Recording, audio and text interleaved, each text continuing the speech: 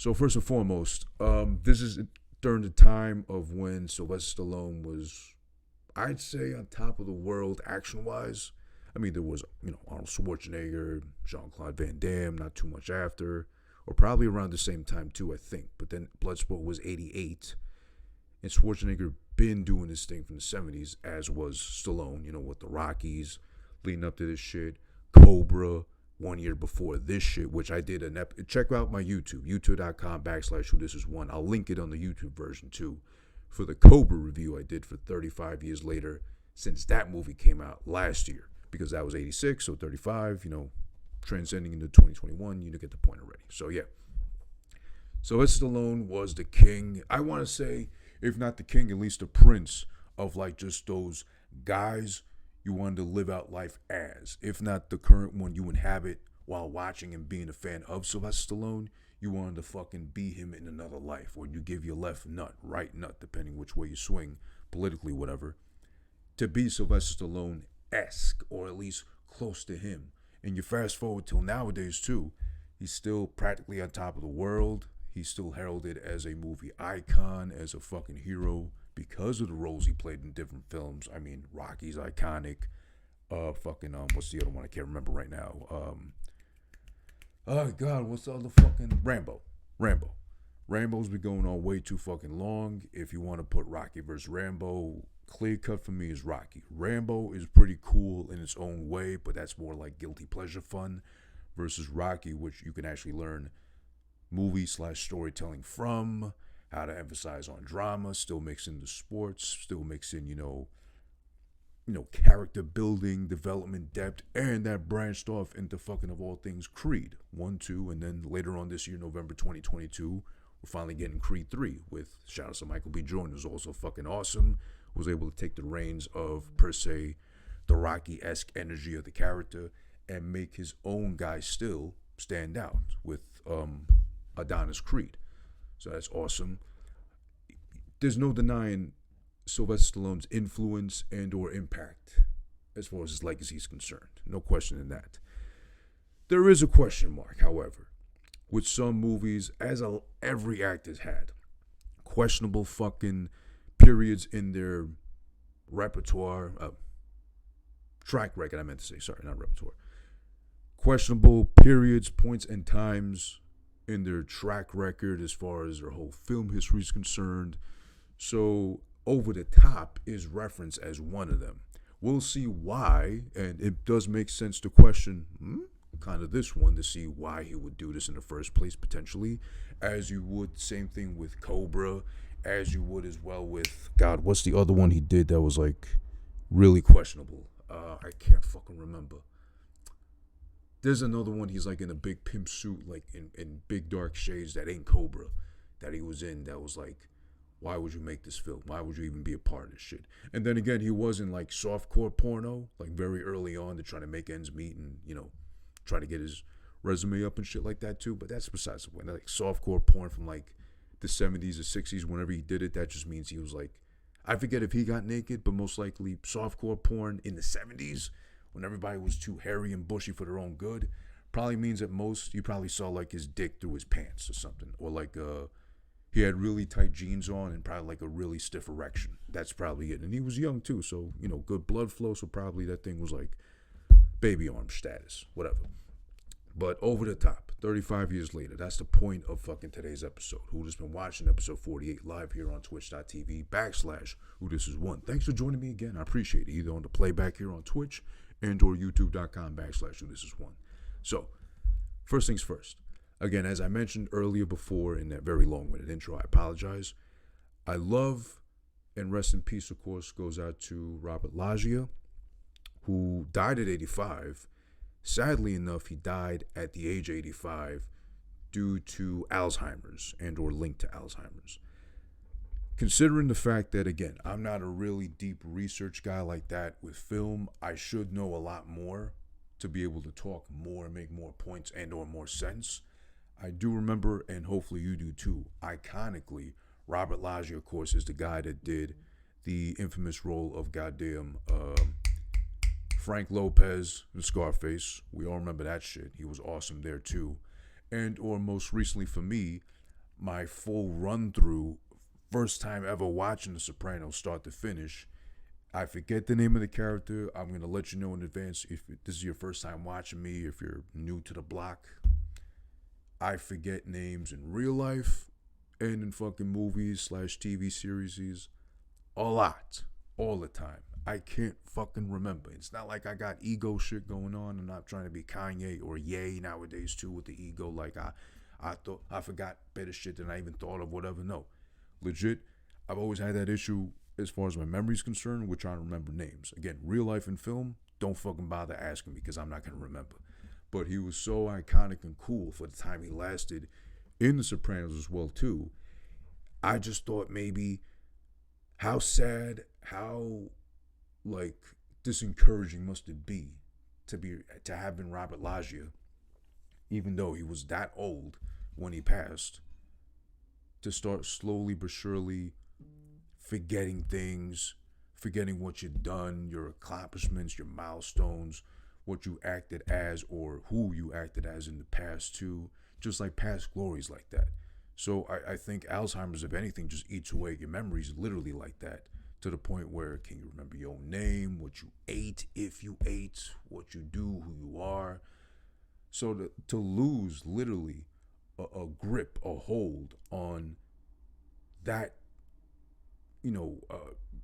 beautifully invested of a resume, career he's had spanning for such a long time, because again, he just passed at 85 back in 2015, that must suck so bad. That'd be so tough to have to deal with. Like if you've done crazy shit in your life, you've been so proud of yourself, of what you've done with your life up until a certain point, just to start forgetting like that because there's something eating away at your memories literally like that, that must suck so much. And it makes me sadder to think that, yeah, he's done some awesome things. Of course, there's always the beautifully referenced homage paid to him by Family Guy with him spelling his own name out, as far as, how awesome it is to meet Robert Loggia in person, too. There's so much shit he's done, and I'm sure there's more I have to watch that he's been in that I'll remember, and I'll be more like, fuck, he was that good. Because at least Frank Lopez and the role he played in The Sopranos, and this here, surprisingly, too, as the bad guy, all fucking different, all, brought to life, or the characters matter because of how good he is of an actor and how much range he has in him to fucking play each character to a fucking T, and beautifully, individually, most importantly. That must suck to fucking have to pass.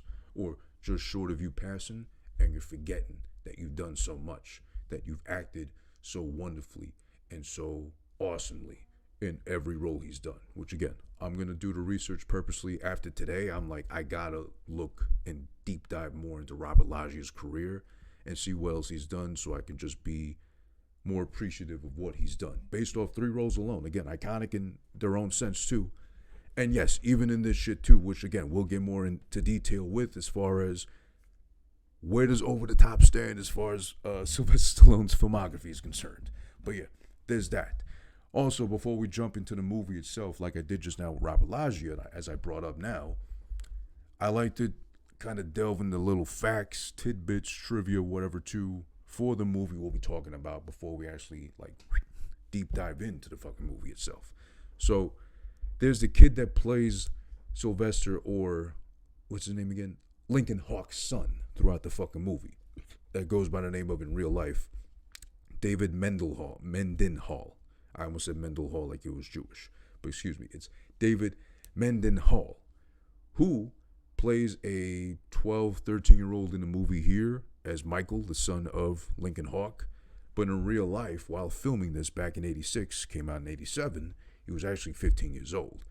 Now, I don't know if it's mostly makeup or genetically him being predisposed to look young as fuck, considering it's only a 3-year difference. But there's a difference if you're talking about hormones and genetics and, just aging in general between a 12-year-old and a 15-year-old. Don't ask Jeffrey Epstein that, but you know what I mean. That's a bad joke probably, but whatever. Conspiracy theories not aside, there is a difference between what a 12-year-old looks like and or a 15-year-old looks like. So surprisingly, he does play a very convincing, he's 3 years removed, a very convincing 12-year-old. He looks the part, he looks size-wise like a 12-year-old too, And we'll go into more in depth how that plays a key part into a key scene as far as his character's involved. But I do want to say, for as young as he was, and the little bit of research I did on him, this David Mendenhall guy, pretty good actor.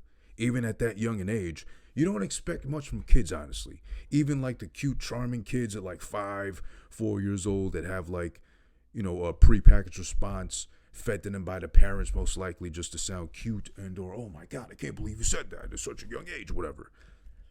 To still be that great overall in the fucking movie at 12 years old and be able to play an older kid and still come off as not trying too hard or cheesy or campy, whatever. Shout outs and applause to him, David Mendenhall. As far as I read now, he did do more stuff as far as I think General Hospital. There was another movie he did with Christina Applegate, who was, back when, chef's kiss to her, she was a piece of ass back in the day and still is too. Still holding up great. Gravity has not gotten a hold of her. Not yet. Not just yet. But then again, she's in Hollywood, so who knows. So far now, as far as I read, I think he's involved in more of the behind-the-scenes role. I think I read something that he's involved with or was involved with Deal or No Deal. So shout outs to him. He's still involved in the fucking industry. And I think he was on some, I forget the name of what I read, but he was in something not so recently, but still recently enough. Oh, God, whose project was, I forget. But shout outs to him. He's still involved, but more like a behind-the-scenes role. But also we'll talk about more about him and his role specifically here, his character here in Over the Top. So yeah, there's that. Some fun little trivia. Over the Top. All right, let's get into it. Fuck it. That's what we're doing here anyway. All right. Over the Top, back in 87, February 13th to be exact. This came out, this debuted. Sylvester Stallone, most likely an easy sell considering the times. Again, up until this point, he already did up to Rocky IV. I believe the first 2 Rambos, and most likely other shit that got him known. So he's already an A-lister, a superstar. Again, like an easy sell. Sylvester Stallone headlining, it's action. He's like got half a shirt on, something torn off, dangling off his shoulders because he's always ripped and shredded. Why the fuck would I not go watch this? Boy and girl alike, because back then in the 80s, it wasn't really the complicated issue of, clearly you're a man, but you transition at some point or you're thinking about transitioning. So right now I have to identify you as what you prefer.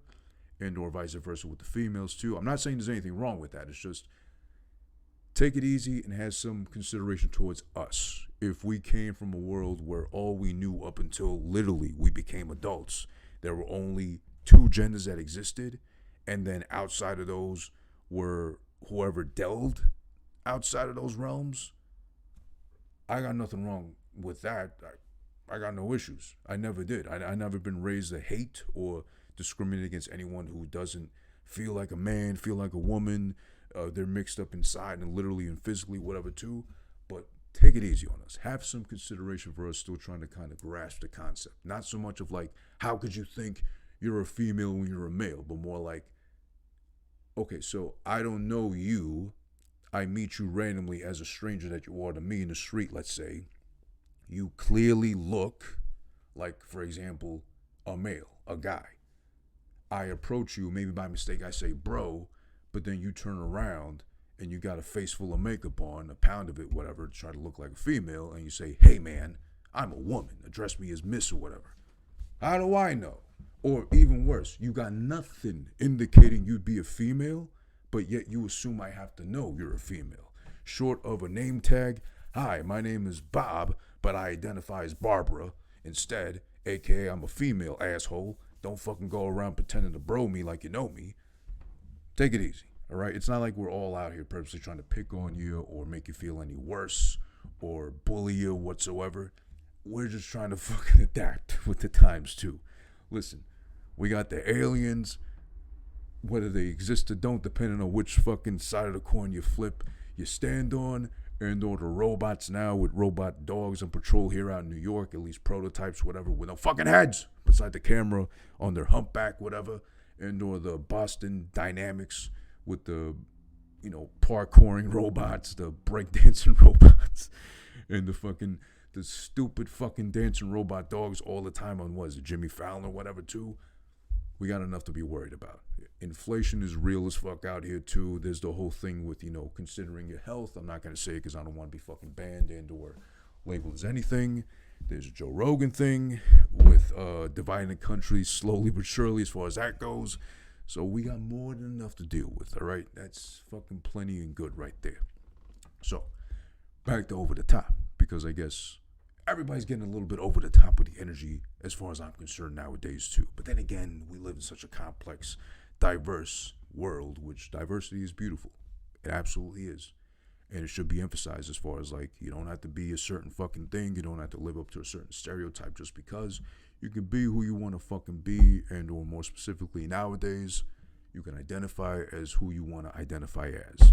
Unless you're one of those that like identify as a stalk of broccoli because I feel that fresh. Whatever, because we're fucking a thigh. Then you're just a fucking asshole, but whatever, I digress. Over the top though, that's the fucking point we're making today.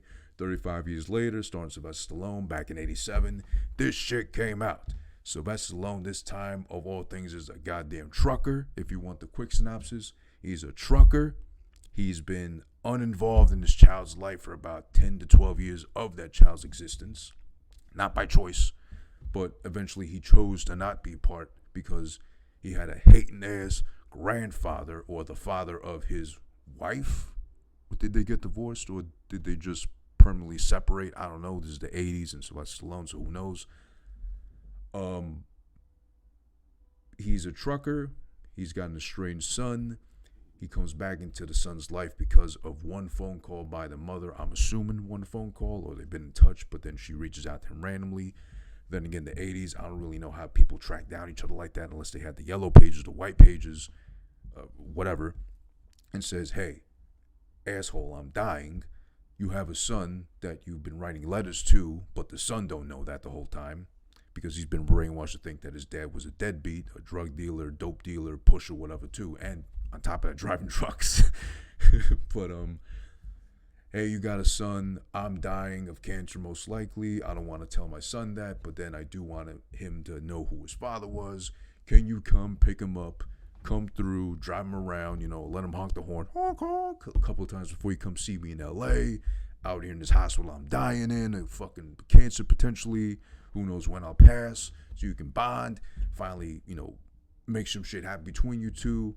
Of course, the grandfather gets wind of it. He's hating. He's been hating since day one because of all things, God forbid, his daughter marry a fucking trucker.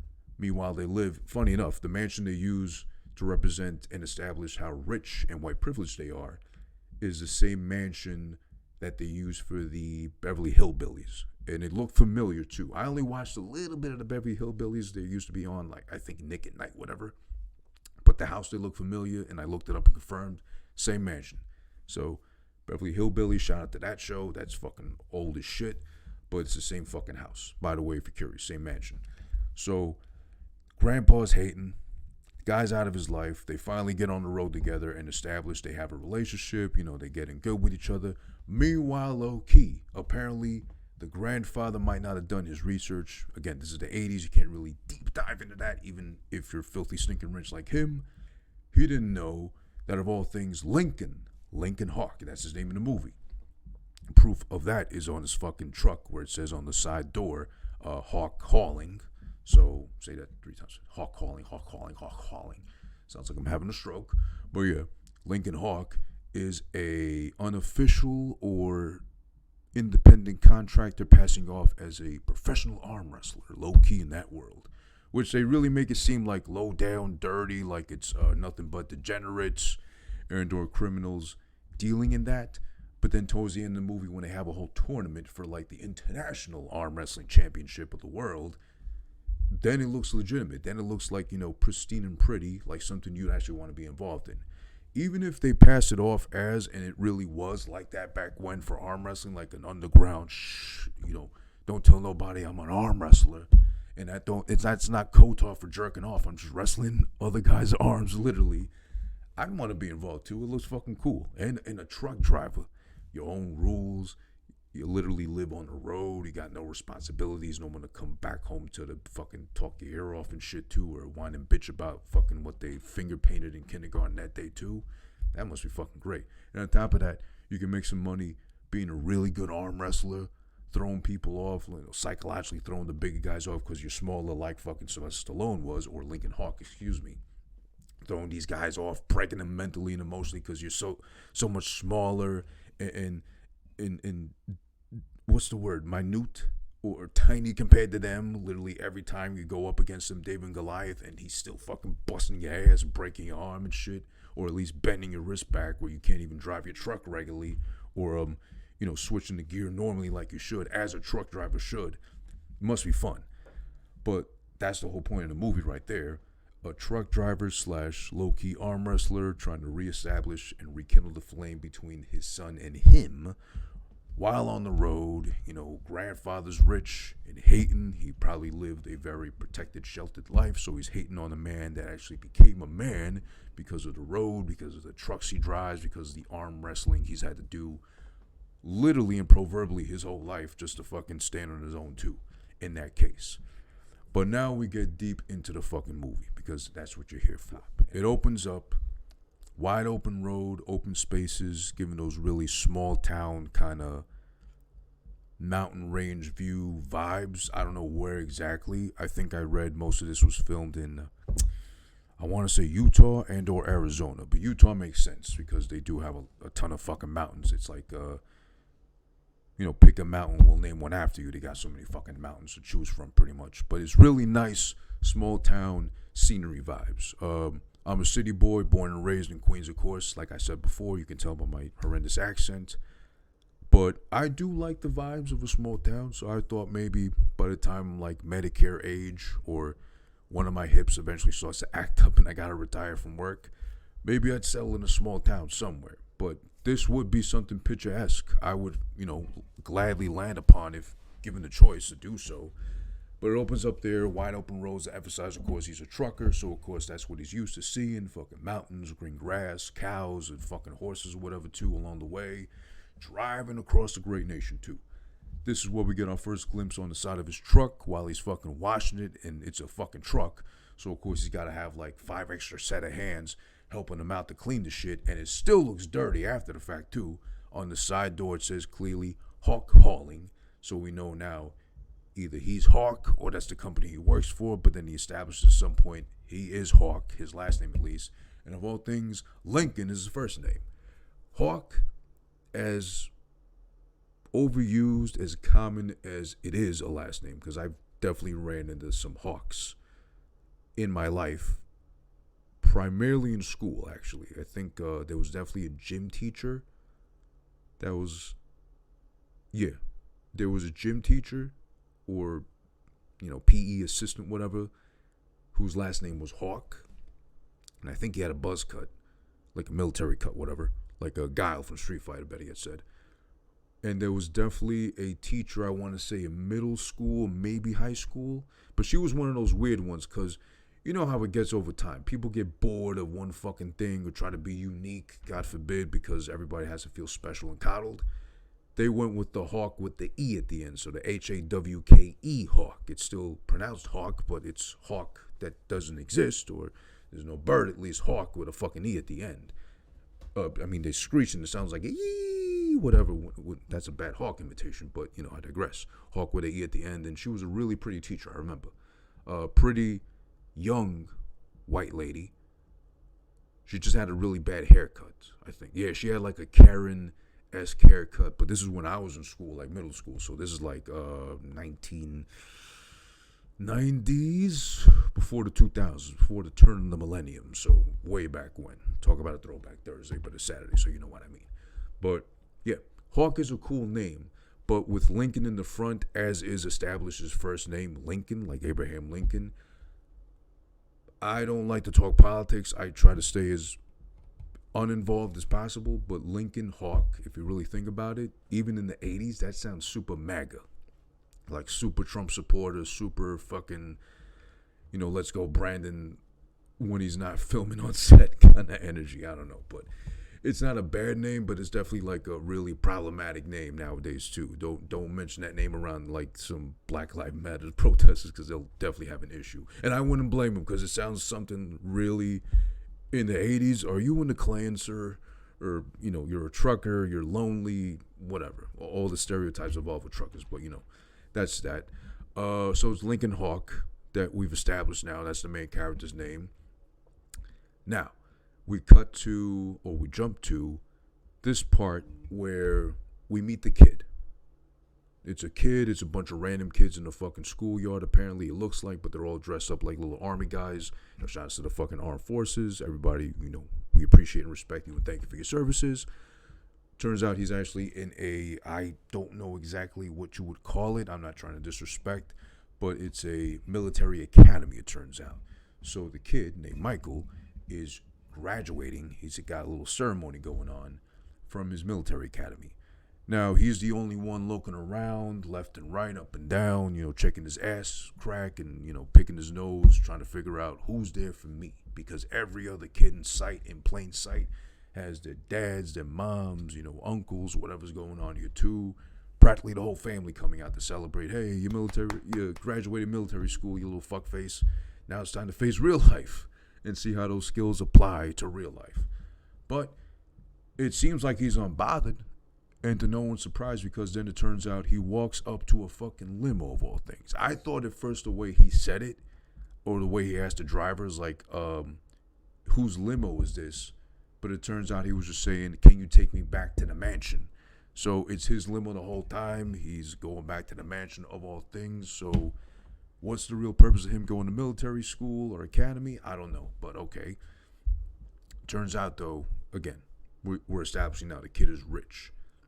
But again, no one's there for him except the limo driver with the limo door open to get in, go the fuck back home. And, I don't know what was back out in 87 that was cool for kids. Like Cabbage Patch Kids of every color imaginable, just because he got bored and said, Grandpa, what's diversity? And he just probably told him diversity is picking whichever Cabbage Patch Kid makes your heart smile. And told him go crazy at Toys R Us. Or was Toys R Us around back then? Yeah, it was. Or KB Toys or whatever was around. Shout out to the old toy stores. I miss going to the toy stores like that. But there's that. Surprisingly, though, before he's able to step foot into the limo, this kid, Michael, he gets yelled at by one of the guys, like the older teens in the school, at the academy, to get his ass into the office that I forget what terminology they use for the guy, like the head guy at the academy. But they said, hey, such and such wants to see your tiny ass. Get the fuck back over here. Don't go home yet. He goes over. I forget the ranking they use for the guy, but the guy, basically the head of the academy, says, there's someone here to see you, boy. Whatever. Or a kid. I'm sorry. And then, of course, who is it but motherfucking Sylvester Stallone, a.k.a. Lincoln Hawk, in the tackiest wardrobe attire possible. It's like they told him, look like what you think a truck driver should look like if he's going to pull up to his son's military academy graduation ceremony. And he did it to a T.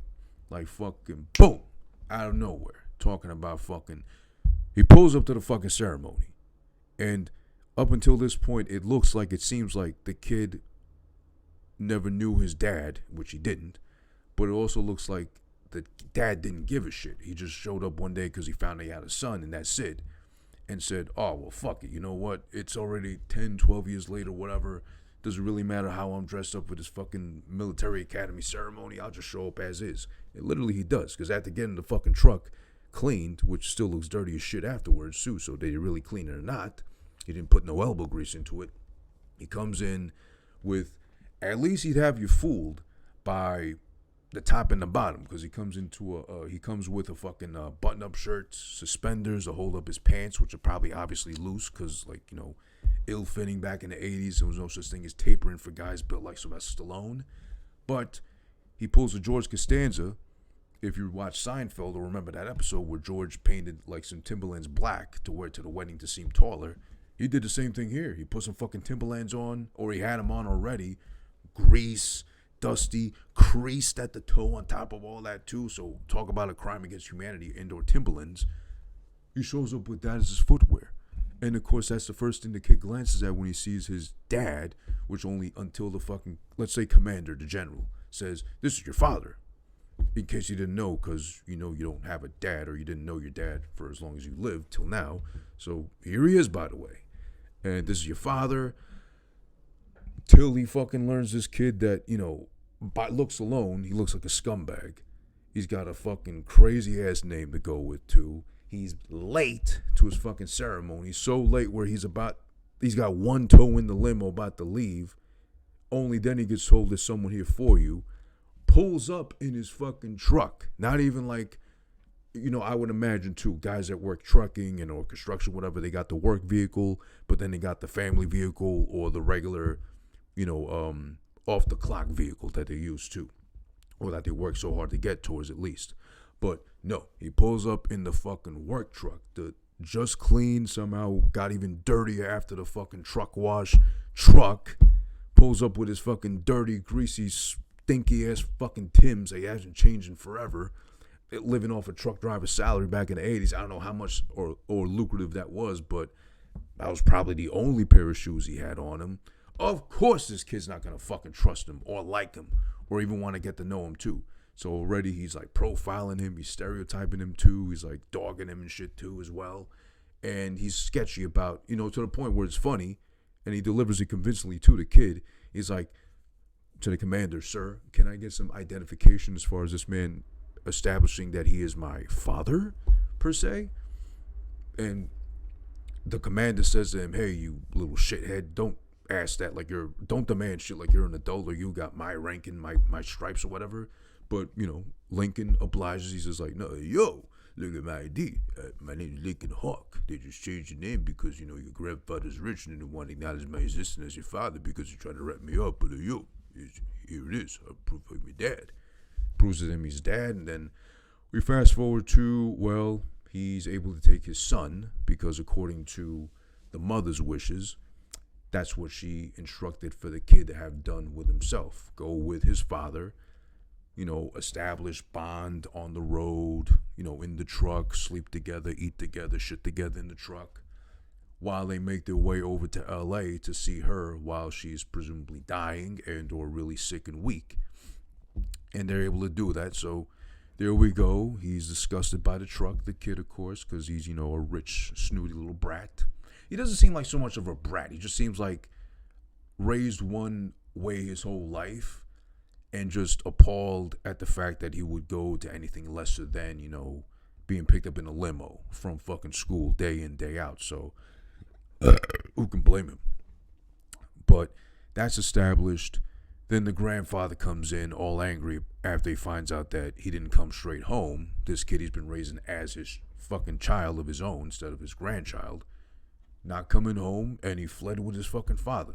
And there's no way to track people immediately, or kids, let alone back in the 80s, so it's like a wild goose chase as far as where's the kid, where's his dead-ass, you know, fucking deadbeat fucking father is too as well. We get to the point now, coming back to the truck, they're in there together, the kid's kind of just like thrown off by everything possible that goes on. And he does ask him at a certain point, the kid, and he has a right to do so. This makes the most sense possible. He gets into the truck. He sees the truck inside. The cabin, I guess you'd call it, is riddled, covered in pictures of, oddly enough, the kid. Oddly enough, his mother and or I think presumably the wife still, whatever. Throughout the years, him growing up, little kid, a couple of years back, and then current day too on top of that. So, of course, the kid is creeped out, thinking, what are you doing, all these pictures of me? And he's like, well, I always asked your mother for pictures of you and to send me, I guess, growth progress of how you've grown over time and shit so I can see what my son looks like and shit. And he asked him, well, why did I never get a letter from you? Not even a birthday card or nothing, too. He's like, I did send them. Because he still sounds, yeah, let's be honest, Rocky-ish. Not so much, but, you know, toned down a bit. Like, I did send them. Whatever, what do you mean? And shit. So there's one clear clue that he's not so much a deadbeat, but he just got kind of written out of the picture, specifically by the grandfather. So there is that issue, that kind of conflict as far as, obviously I don't know you, So I don't know, and most likely I know that you're not telling the truth, so you're a fucking liar because my granddad said so. So there's that, and the kid does make an excellent point. After seeing all this shit and after hearing him say whatever fucking, I wrote you letters, I sent you birthday cards, I did, I swear to God, I promise, whatever. He says, you really think you can make up for 10 years in 2 to 3 days? Which is fair, because that's how a lot of dads do those things. Not all fathers, let me just clear that up. Not all fathers are deadbeats. I know that. I know some fathers my age, roughly my age, younger, older, give or take, that are surprisingly excellent fathers. He's worried. He's like, well, you're a deadbeat. Where the fuck were you this whole time? Why would he miss him ever? Why would he even think about him too? And on top of that, he had the luxury that a lot of kids, I'm sure of, in that case scenario, weren't afforded, literally, of having grown up rich as fuck, according to Grandpa, and the way he, dresses and the limo fucking in and out of school. That's rich as shit. If you got a limo waiting for you everywhere you go, every single day of the week, you're not rich, you're wealthy. So you grew up with that in the lap of luxury. He's wiping his fucking tears with fucking brand new C notes, fucking crisp new $100 bills. Or what they had back in the 80s. Did they have the $500 bills? Yeah, he was probably wiping his fucking ass with $500 bills and shit. So who has time to miss dad being rich as shit, right? So there's that. Now, once we establish that they're trying to get along with each other, and they are, slowly but surely they're getting there too, like the kid's getting charmed enough by his dad in his real ass ways as far as being a truck driver of all things too, we start to realize and see that actually it's Grandpa that's been cock blocking him the whole time emotionally from, his child without being able to see him. Apparently, once the daughter got involved with him and Grandpa or Mom's dad saw that he was a deadbeat, he was a truck driver, no promise, no future, whatever, tried to buy him off, pay him off, or just get him out of all their lives permanently. So probably something like, if you come near my child, if you come near my grandchild, I'll have you arrested or detained or whatever too. So he probably saw it that way, best fit to stay uninvolved. Which, depending on how you see it, might be cowardly, might be pussy, but then again, Sylvester Stallone, he's not really going to be he's going to be a tough guy always and never ever take a loss unless it helps build up the drama to the movie, emotionally speaking, but he's never going to be the bad guy, legit deadbeat dad, or that was going to get cleared up at some point that he wanted to be there, but he wasn't allowed to be there, which happens, of course, legitimately in real life, but this is the case scenario because it's a movie, of course, and Sylvester Stallone, he can't ever be the bad guy. Well, was he? I don't think I've ever seen Judge Dredd, actually. Again, bits and pieces maybe of it, but was he the bad guy there? Was he the bad guy ever? I don't recall, to be honest. But okay, maybe he's got a clause somewhere where hey, yo, I don't want to be the bad guy ever. I'm too good. Look at his face. I'm so handsome. At least back in the 80s, you could say that. Now, he still looks like he had his looks back when, but, obviously time has been in the ring long enough with him, per se. But yeah, they're driving. Up until this point now, I was going to say with no real doubt in my mind, okay, the kid seems like he's not a brat, fully at least. He seems like he's kind of centered. He's kind of pretty good, mild-mannered and all that shit too, up until this part. And especially well-trained because of the military academy too, of all things graduating from. But then he establishes that he's probably low-key psycho, or maybe he did end up missing his dad so much where he acts a little crazy when given the chance because they're talking. He's trying to make small talk. He's like, I really don't need to fucking talk to you. Or I think he said, the kid said, there's really no need for small talk, sir, or whatever. He still calls him sir because he's military trained and whatnot. To the point where the kid pretends and acts, really good acting, by the way. I was convinced too. He was getting sick legitimately by how much the truck was moving and rumbling and shit. He was feeling nauseous. He says, can you pull over? Can you pull over? Throw up, it looks like. But no. The kid, as soon as he opens the door and leaps out the truck, hauls ass on a fucking open highway and runs into fucking open traffic on an fucking active highway, of all things, too. And, of course, it's a movie. They're not going to show a kid fucking getting hit or clipped by a car even that close. But point is, he hauls ass into a fucking highway. He's so like upset with the fact that he's not going to see his mother, or his mother's sick on top of everything else too. But now his father's being forced back into his life according to him. So why not fucking run away? He does. Sylvester has to chase after him too, after himself crossing an open fucking active freeway, highway, whatever you want to call it. Catches up to him, thank God. Snags the kid up by the fucking arm, rips his fucking little blazer jacket, whatever. And the kid, of course, all caught up in his feelings, being real Drake about it. He looks back at him, starts yelling, "I hate you," with as much passion and sadness as he could. Before the guy can even speak to him for more than half an hour. Okay, I get it. Bummy looking in a truck, probably smells too. Tim's all creased up and greased up. It's offensive to anybody too, just to fucking get a sight of that. I get it, but barely has time to even try to establish anything, any sort of rapport with him, and immediately he's like, "I hate you," or whatever. And of course, funny enough, here's a little line that Stallone used, and or Lincoln Hawk, used on him after the kid says, "I hate you." And it seems very applicable in this case too, but I absolutely know this didn't, according to research, this really didn't do that good in the box office, so I'm surprised, honestly. But I'm pretty sure of the young men, of the guys, of the husbands, most likely the husbands, that saw this movie, definitely took this fucking line and used it against the female that have said to them, "I hate you," after seeing this movie. Because the kid says, "I hate you," and immediately he says, pretty clever, but most likely overused, especially in 1987, he says, "Then hate me, but we gotta start somewhere." Oh, that's a fucking line. I'm sorry. It's as cheesy, as corny as it may sound, as you think about it, it is kind of like, oh shit, that is kind of like the perfect rebuttal to it too. Like, that was kind of stored in the chamber, and he finally let that bullet fly. Hit him with it. "I hate you, then hate me, but we gotta start somewhere." It's cheesy. It's so soap opera-ish, but it does fucking work because he's a stupid kid anyway. I can guarantee you, there's been men, there's been boys, teens, whatever, they use that on the girls that they're fucking, back when I guess it was more acceptable. It's not right, but maybe more passable. Stalking and or, lusting for from afar or whatever. Or like I said, husbands, when they get into the fucking fight with their wives, because you can't escape that shit, and they go, "I hate you." It's like, then hate me, but we gotta start somewhere. And then you kind of look baffled, you think about it, run it back in your mind, like, then we gotta start. Oh, okay, I guess we do.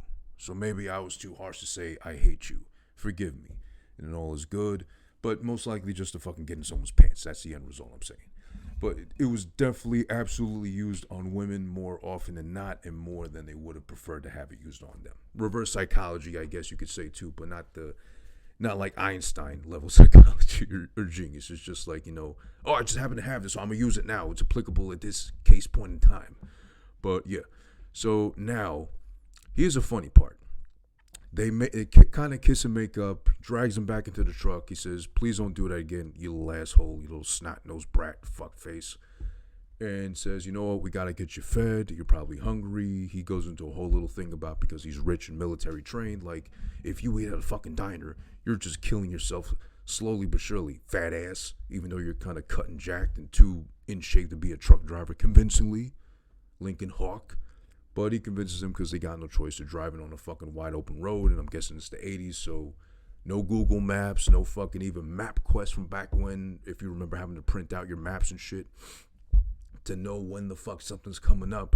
So if anything, just from driving up and down the country literally all these times, he might vaguely remember, oh yeah, Oklahoma around here, hey, yo, there's a diner up the road.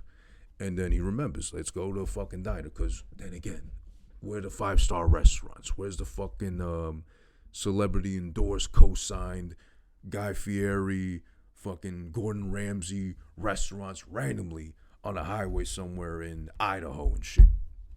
This kid don't fucking think. So of course they got no choice but to go to a diner. Now we cut to a diner, which looks like a dive bar, a fucking dump, but then again it's truckers on the road, in and out, and it's the 80s. It's like a no man's land as far as the truckers are concerned. This diner looks like the farthest thing from a diner, except until they walk up to the fucking counter, or, yeah, it's the counter, sit down and order some shit. But before they even step foot into the diner, they open the door, literally, and before the kid who's going in first, Lincoln's being polite, letting the kid walk in first, holding the door for a kid, you get hit in the face with the first up of many terrible fucking song choices for this fucking movie. I'm sorry, no disrespect to fucking Sylvester Stallone, who was heavily involved in the making of the movie and like how it was fucking presented and shit too, and or who might have been in charge of putting together the track listing, the songs, whatnot too. Of the first songs to go with, to really fuck things up and really set the fucking vibes, the bad vibes in this case, of all people, Frank Stallone. And on top of that, some fucking song I don't even think was ever popular even for Frank Stallone fans. Fucking Bad Night plays. It's blaring out the fucking jukebox, I'm guessing, of the fucking diner. This makeshift diner, which is really just some illicit material going on every fucking corner imaginable of this establishment. You get hit in the face with that shit.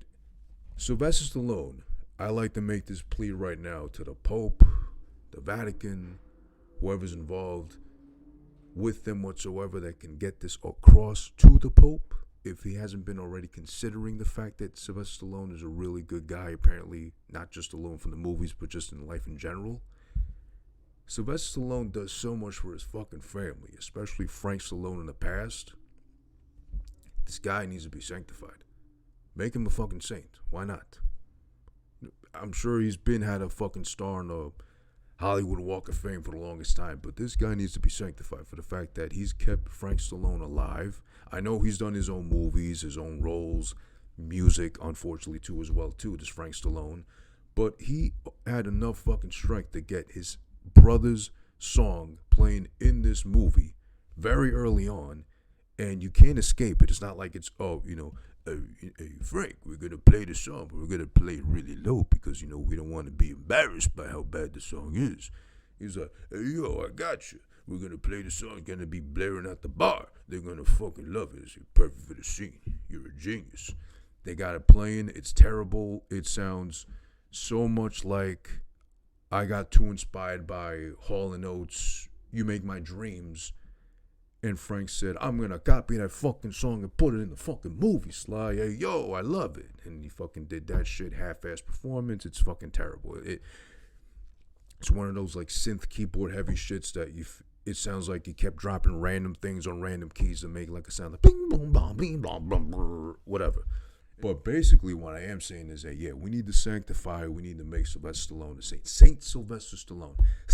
For all the lispers out there so they don't feel excluded from having to say his name. Because, I say with a little bit of lisp. But then again, think about Mike Tyson. I'm saying, Saint Sylvester Stallone. So then don't feel left out like that. Shout outs and applause to the fucking lispers out there. I got friends that lisp. I got no issues with them. I understand them clearly. It's just kind of, if anything, it's kind of cute and endearing. But yeah, he's doing a lot for his family by giving Frank a fucking chance to play his terrible song. That's the first song to really be showcased, highlight here in the fucking opening of the movie, of all places, the fucking diner. You want to eat in peace at a diner, I would think. But then again, you're a trucker in the 80s, you're dirty, sweaty, smelly, you reek of gas, you probably smoke, you're probably really lonely. Surprisingly, you might smell like a lot of hand lotion because, the long, winding, distant roads of the greatest country on God's green earth can get very lonely. Wink, wink. I would think in a diner you want to eat in peace. But then again, it's a diner mostly comprised of, the frequent in and out visits of drivers making their way across the country, minding their business otherwise, and or, I don't know if it's illegally arm wrestling, but finally, we got our first glimpse of arm wrestling in the fucking movie. Over the top. Where's the fucking arm wrestling? I see the poster, I see the fucking trailer, I see the fucking thing going on with the glitz and glamours of fucking arm wrestling of all things. And Sylvester Stallone, this should be fucking good. But where's the arm wrestling? They don't make you wait too long, and that's a good fucking thing.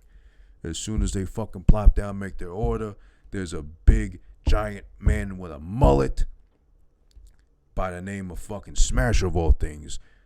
Rude on top of that, but he's so big with a fucking mullet and that one big diamond stud earrings that was like, you got to be weary of those guys back when in the 80s and those times. I mean, I got piercings too, but it's like, one big fucking stud in your ear with a mullet, a bright blonde mullet, a mutton chop mustache. On top of that, pretty big and jacked himself.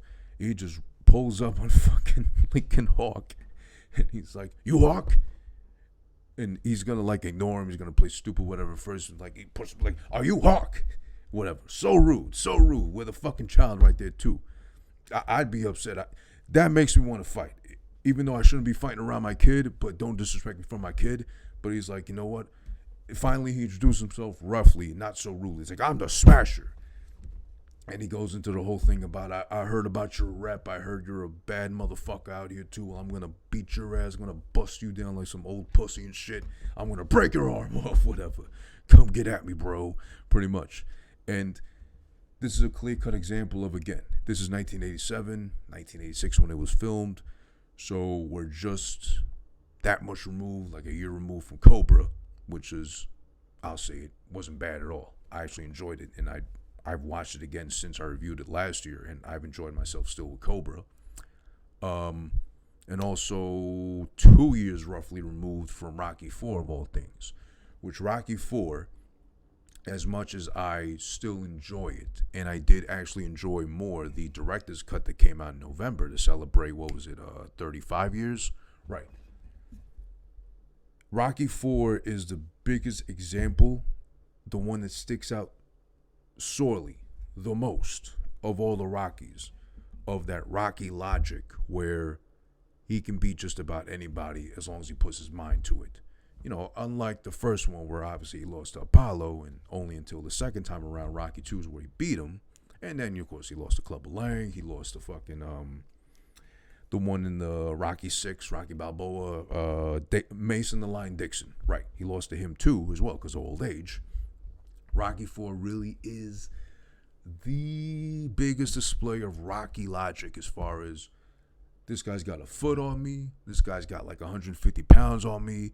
But I'm going to beat him and break him down physically and emotionally, versus in Rocky IV, you had the professionally trained heavyweight champion, had to fight him twice just to beat him once, and much bigger, much stronger, much faster, much more coordinated, had to train Rocky's ass in Rocky III to get him back in the ring to beat, guess what, another black man, because I happen to be a stellar, superb black athlete myself, Apollo Creed. He only goes 1.5 rounds with Drago and gets killed as a result of it. Meanwhile, Rocky, half a foot shorter, 150 pounds smaller, probably compared to Apollo even, goes in there 15 full rounds with a killing machine practically, a murderer, legally binding, and practically kills him, tears him apart, breaks him down.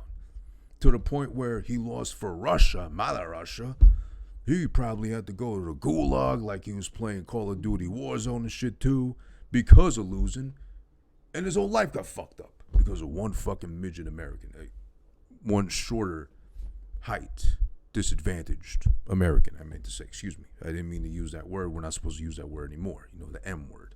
But yeah, it's Rocky logic on full display as far as this guy going, mano a mano, or brazo a brazo, arm in Spanish, with the Smasher of all things. Mullet, fucking full display, flowing and going like that too. They lock up and shit. It's it's crazy because he makes pretty much quick work of him, and then immediately the whole diner's in on the fucking bet because he's like, "I got 1,000 on your punk ass not being able to beat me. You're overrated. You're all fucking fluff. Blah blah blah. Get over here, this fucking table. Let me break your arm off and whatever too." And yeah, it's fun. It's actually a fun part because it's the first glimpse of arm wrestling we get. It's really fucking shot and built up beautifully. Drama-wise, too, involved. It's just, like, so tense. Everybody's sweating already. They haven't even fucking, like, got the go to fucking start pushing and pulling each other's arms into whichever direction to fucking win. They're already sweating, already glistening because of the sweat, too. Somehow Stallone still got his shirt on, but half of it's off anyway, too, to emphasize the vascularity of the veins flowing and going through his arms and shit too. Even though the guy he's facing is way bigger and should be making light work of him, no, it's fucking fairly even until like what 2-3 seconds in, and wham, makes quick work of him. Then he's fucking back to the table with his kid to fucking eat. Then they gotta go. Meanwhile, actually, while the fight's about to go on, or before it does, there's a random, huge, even bigger fucking bald guy with a really sketchy mustache that pulls up to the kid, because the kid stays behind while, of course, dad goes off to arm wrestle illegally. He pulls up to the kid, this humongous fucking bald guy that we find out, of course, his name is Bull, very applicable to him, considering size and looks-wise. Pulls up behind the kid. Nowadays, I'd be scared to think how this scene will be handled, because even now, even if it was the 80s still, it seemed creepy at first. And I don't think it was intentionally done that way, but unintentionally, it was just like maybe someone overlooked it in post-production, post-editing, whatever, and said, you know what?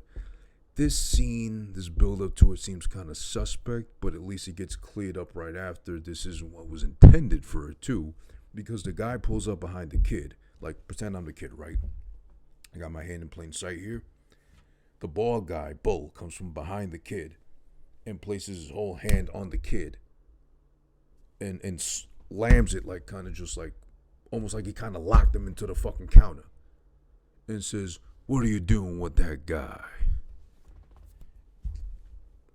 Trucker, overgrown, of course, overbearing with strength against a little fucking kid randomly in the diner.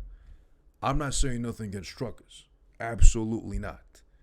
But I would think if I was anybody else, into that cancel bullshit, whatever, oh my God, they're implying pedophilia vibes.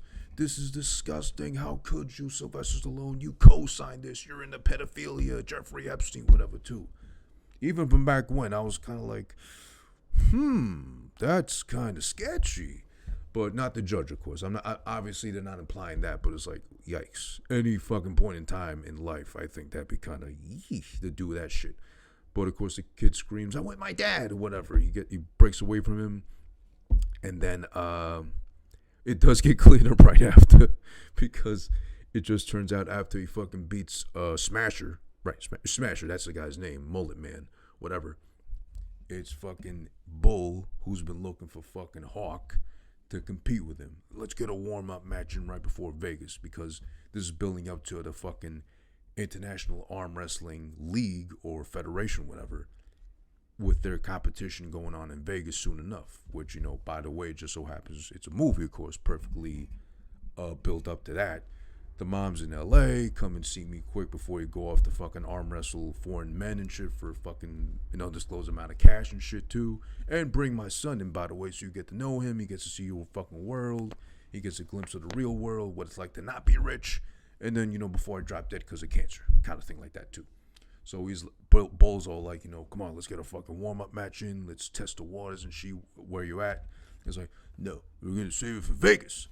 He tells him off real quick. It's like, you fucking pussy, you a punk, you're phony, you Stan, whatever, and shit too. He gets upset, so rightfully so. But at least it's clear that Bull wasn't trying to play no funny stuff with the kid. He was just like, trying to use the kid as a ploy to try to get him worked up in angst about fucking arm wrestling before the big event, in Vegas at least. So there's that. Thank God Bull wasn't trying to be creepy. Then we cut to Mike, the kid, and Lincoln sitting in the truck. Of course, they got no choice. They're riding around the truck, riding dirty, literally, because it's a dirty truck, with the thing that I know won't apply to kids nowadays, considering how young they are and how advanced we've come into technology, as far as like, your phone, play your music off of that shit, the tablet, play your music off of that shit, or no need for the radio any longer. But there used to be a big thing, an unwritten rule of like whoever's driving, I would assume, is who controls or mans the radio.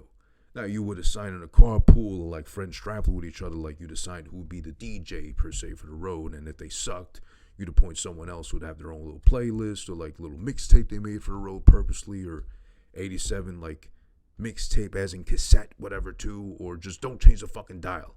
And they are traveling around the country, so this is before streaming services today, satellite radio, all that shit too. Wherever you go to is whatever you're going to listen to according to whatever they like as well. So he's listening to some fucking rock. It's like an average song at best too. The kid keeps reaching over to cut off the fucking radio. And this is actually, I think, the first glimpse of purposely having something advertised as far as having the logo clearly displayed. Because usually movies do a better job of like not showing something so blatantly. In this case, we get a clear-cut image of the Alpine logo for the radio. And they keep cutting back to it as far as the kid. They're playing this fucking cut the radio off game practically. Because the kid cuts it off, he don't like the song. And then fucking Hawk's like, back on. Each time they fucking do it, they don't really have to do this. They could just play the sound of the radio on and off. But they keep cutting back to purposely the screen showing Alpine, Alpine, Alpine, Alpine. Like, okay, we get it, subliminal. The side of the truck too at some point.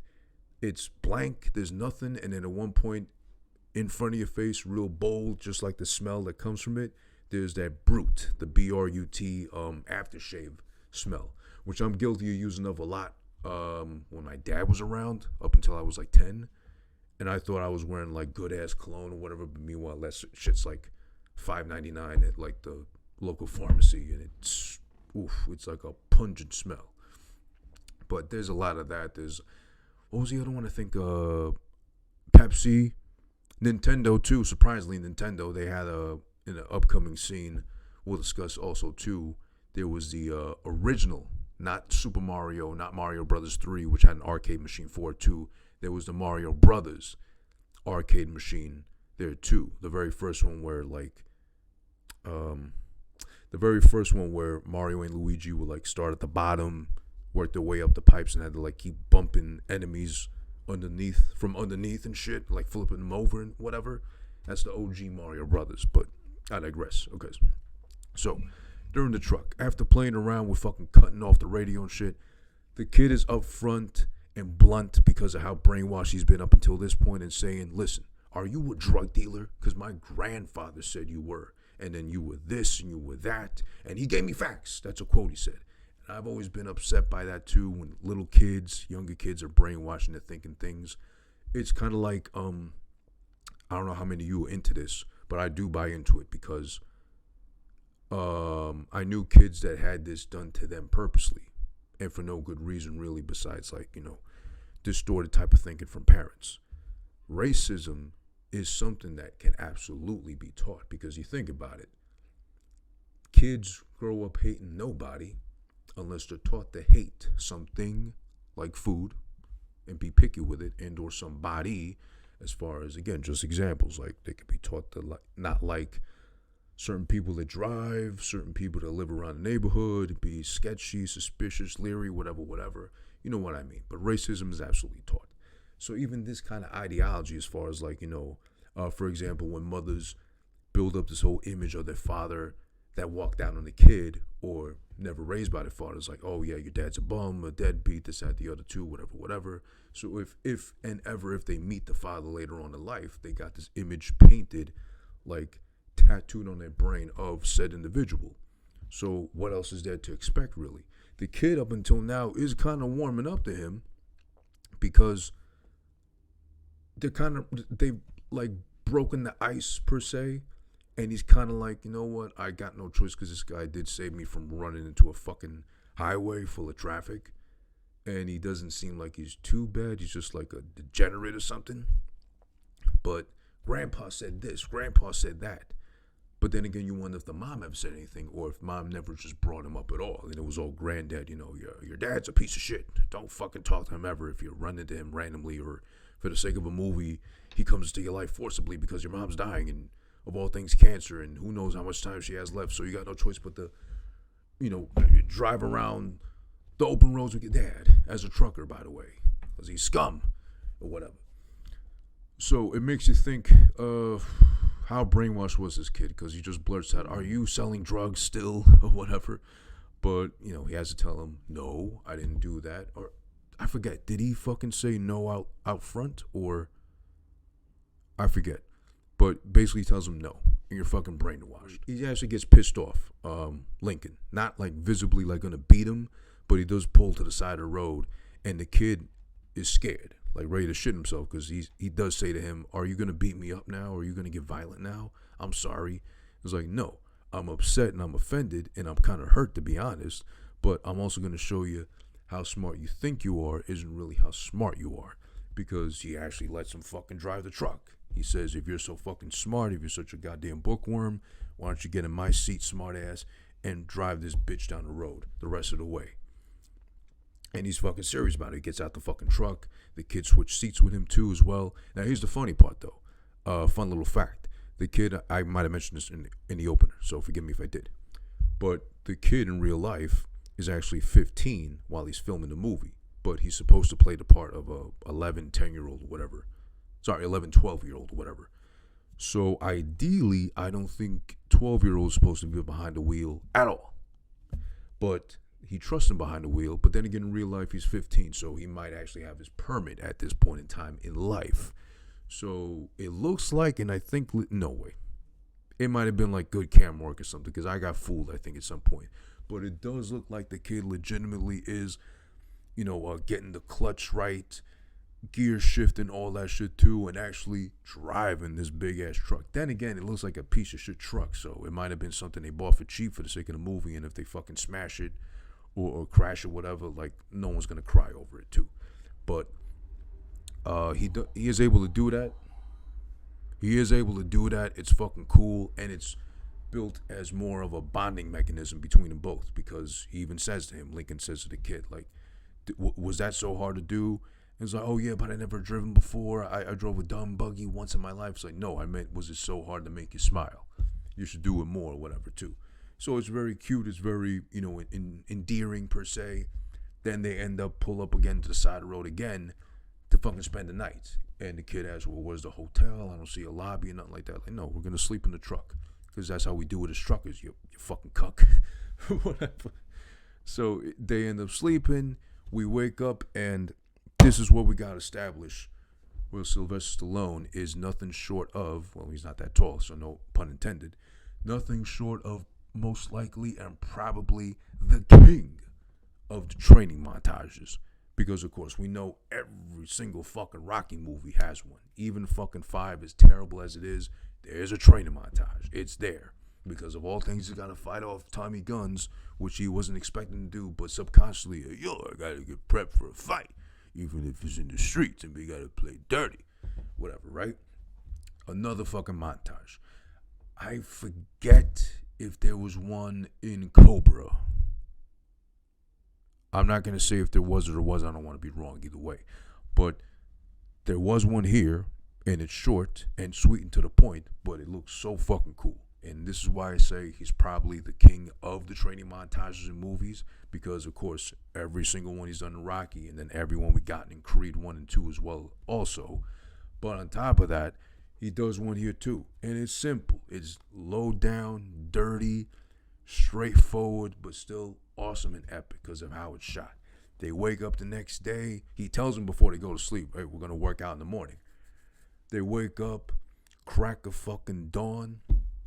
Sun is that perfect shade of fucking orange, like when the sun's setting, but the sun is rising in this case. And they're out there in their white tees and jeans and shit. Well, no, he's got his military academy outfit on still, the kid, pants-wise. But he's got a t-shirt on underneath that. And they're working out. They're doing push-ups in the fucking sand. They're doing jumping jacks and lunges and all this shit. And here's the trick to it. Here's what convinces me that he actually did the research as far as what arm wrestlers do to fucking train their fucking arms, because you see the way he curls off the front of the truck. Them fucking biceps are peaking. Now listen, Sylvester Stallone has never been shy to take off his shirt and or really show off the guns per se as far as the arms are concerned. But them things are fucking twin peaking. They're fucking beautifully jacked. Pause. But it has to be said, those are fucking nicely shaped arms he's got going on. And it's a trip. It's a fucking trick I'm going to use if ever I got a truck accessible to me too. Literally just fucking put your arm out in front and curl towards the fucking truck, because you're not moving that thing. I don't care how fucking strong you are, even with one arm, whatever. But there's that shit. He's teaching the kid how to do it, and it's fucking pretty cool. The only thing that brings it down a little bit is the song of choice, which for Rocky's always been kind of like unfair advantage because, they did have Eye of the Tiger, which is the most epic one in Rocky 3, of course. There was the ones, like 2 of them they had for fucking Rocky 4. What was it? Hearts on Fire and, Hearts on Fire. There's No Easy Way Out was my preferred choice of songs if we're talking about Rocky 4, but that was mostly for that music video-esque, him driving away from his fucking agony of having lost his best friend, his wife not believing in him, and now having to travel to Russia to fight off Drago of all people, too. But there's that, and of course the classic Rocky theme we get with fucking Rocky 1 and 2. My favorite version is the one for Rocky 2 because it's, again, more emotionally involved. Rocky 2 was just that much more like gripping as far as like, he doesn't want it. He gets the chance anyway. He still doesn't want it, but now he's got to do it because his wife said so and just literally had a baby. So why not, asshole? You got to make some money and shit too. After splurging so much from your winnings from Rocky 1 and shit too. So that's why I love Rocky 2 so much and my favorite Rocky movie of all time. But it's brought down here and over the top because shout outs to Kenny Loggins. Of course, he gave us that classic fucking Highway to the Danger Zone from Top Gun and other shit too. Plenty of other songs that have been great too. Not so much Hanging with the Boys because that one was like, Kenny, I think you were around too many men in fucking booty shorts at that time to fucking be making songs like that, but whatever. He does one here, Kenny Loggins, for the movie and soundtrack. It's called Meet Me Halfway. And I wish he would have dragged it halfway into the trash bin. If they had MacBooks back when, maybe, or at least, whatever console they had, they would have dumped that take, that whole fucking song. Because it does not hit. It does not deliver whatsoever. It is a very, I'm sorry for the terminology, but the best way to describe it, it's a gay choice of fucking song for a training montage for Sylvester Stallone. It's not terrible, but it's like, this shit's so fucking cringy. Meet me halfway. And he keeps saying it every fucking so often in the movie. Life's not going to meet you halfway. If you really want to, you got to go grab it and take it. And that's the point of trying to drive home with fucking Meet Me Halfway too, but it just does not work at all. It's okay. It passes, but it's just not epic. It's not memorable. This is the one part of the movie I'll gladly forget. Or I'll play the fucking training montage in my head again, but on mute. Here's the thing, though, too. This leads up to father and son bonding legitimately after not even so long, just first time ever meeting in life. They're bonding, they're getting along. It's fucking beautiful to watch, too. And Sylvester Stallone might have played one of the most endearing characters ever with Rocky. I've established that, too, in past Rocky-focused episodes. But also probably the most endearing father figure ever. One of them definitely has to be Sylvester Stallone because he's really good at that. He's always good to the kids. Except this one part here too now where we build up to them finally going to a diner because they did the fucking driving of the truck for the kid. They've been training the kid to fucking look and feel like a truck driver and all that too. Really working the fuck out of those biceps considering he's that old. They finally hit a diner. The kid finally eats. He feels like a human being again instead of a snotty little brat. And he asks him, Hawk, the kid, he asks him, do you feel strong, kid? And he's like, what do you mean? What do you mean? It's like, you feel strong, you feel good. He's like, yeah, I feel great, driving the truck and fucking training and eating and shit too, whatever. This is where it gets, I feel, I know it was with good intent, and it's a goddamn movie, I get it. But it is kind of toxic I'd like to put it as, because now we go into a part where at the diner, and after asking the kid if he feels good, and the kid says, feeling good, feeling great, he says, okay then, let's put you to the fucking test, see how good you really feel. It gets a little toxic in the sense of Hawk goes to look for purposely the biggest, toughest looking kid, another fucking mullet guy, surprisingly enough, in middle America, who knows the fuck where, at the diner, by the arcade in the back, and says, hey, 2-to-1 odds says you can't beat my kid in arm wrestling. It's like, what did he just say? When I first watched, it's like, what did he just say? And of all things, like, he has been showing him, like, oh, hey, train your biceps, curling off the front of a truck and shit too. But, Yeah, I mean, listen. And also, I forgot to mention, too, in the truck, while they're fucking on their way to that diner, and part of the training montage is that, of all things, in the truck, and I guess because he's a arm wrestler slash truck driver first, preferably, in his order, in his mind order, he has a whole little pulley system integrated, excuse me, into the truck, the cabin, where literally he just pulls a fucking like pulley lever, whatever you want to call it, from the top of the cabin down, and that's his fucking arm wrestling training tool that he uses the whole time. And conveniently enough, he's a righty. He's establishing that because he's got to drive with the left, unless he would have had the pulley on the left-hand side to do that, but then that would have been too risky because I think the clutch is on that side too. So he's got it on the right the whole time. Finally get the first glimpse of that shit. It's a very fucking convenient life hack for him living as an arm wrestler slash truck driver. But he gets the kid on it too. The kid's feeling good because he's able to fucking pull the whole thing down. Teaching him the whole technique of you got to put your body into it too as well. Really feel it, really grip it, and own that shit. Where he's got him so cocky enough now where, you know, again, he's picking fights for him against a clearly older, bigger, stronger kid with a mullet. So maybe that's like, what is it, like when Goku's hair goes blonde when he's like Super Saiyan or whatever. Maybe he was feeling himself like that kid. But he puts money on his own fucking kid to beat an older kid in arm wrestling of all things. So that did feel toxic to me. There's no real need for that shit. If anything, if I was the dad, if I was like Hawk in that case, I'd just pick a random fucking asshole, a random big guy at the diner. Just to establish at least self-toxicity towards me. Pick an arm wrestling fight with him and beat his ass, or like put his arm through like the glass of the pinball machine and like have him have to end up going to the hospital and shit too, instead of making my son forcibly do that.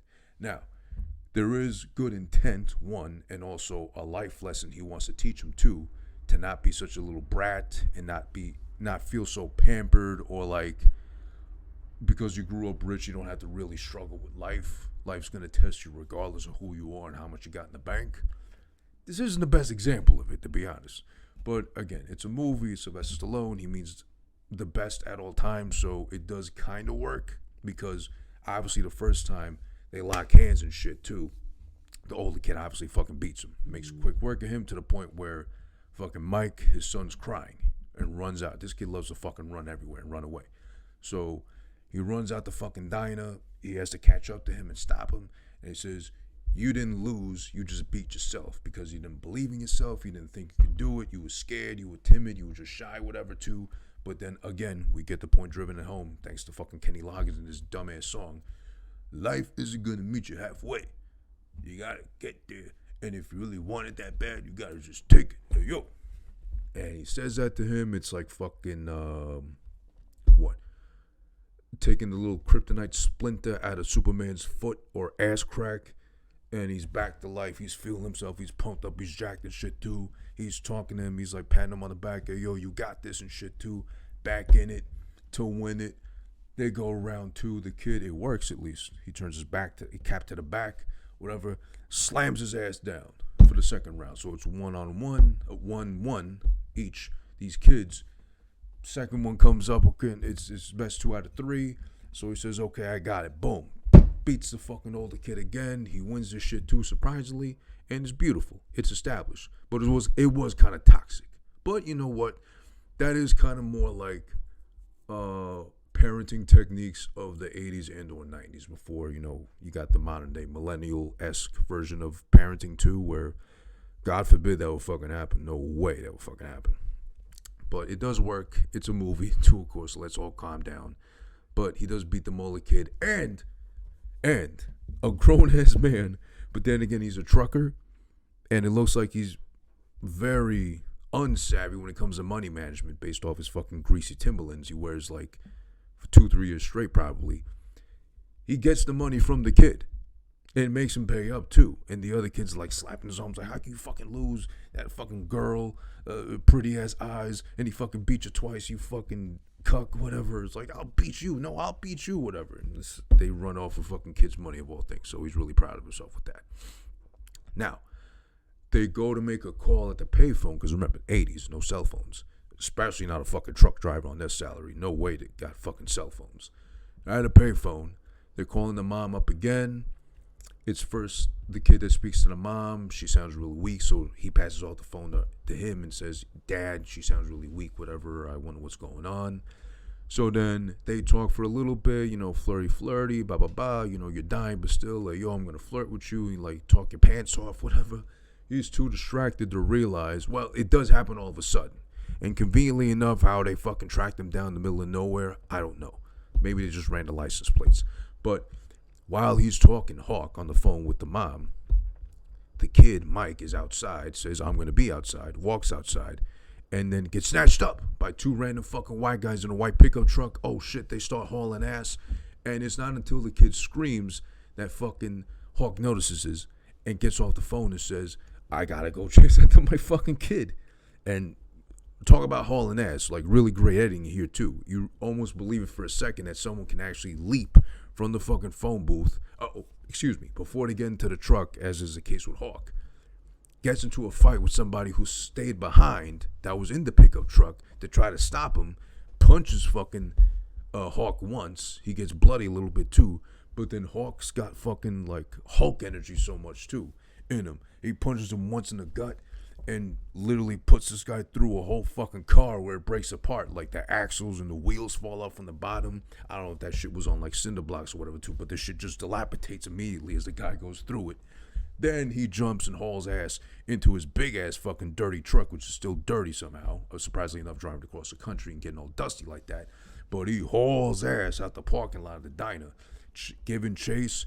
And this chase scene was really good action-wise. It was beautifully shot. The angles, the zoom in, the fucking passing, the whizzing by, vroom, vroom, with a fucking truck of all things, seeming like it's in Fast and Furious almost like that. It's beautifully shot. If you've ever watched Cobra, then you know what I'm talking about when I said in that episode for that review that the action, the chase sequences specifically too, were fucking chef's kiss. They were beautifully done. Like, a lot of the budget went into making sure these scenes really stood out and looked that great, or at least were that memorable whenever you watch these things back, if ever again. I'd watch it again just because of the fucking action that goes on. It's really fucking cool. So the chase scene with the fucking rednecks in the pickup truck, they're fucking kidnapping the kid apparently, but it turns out it's the grandpa that knows how to track these motherfuckers randomly too. So, of course it's a movie, and of course Sylvester Stallone, and of course he's a hero.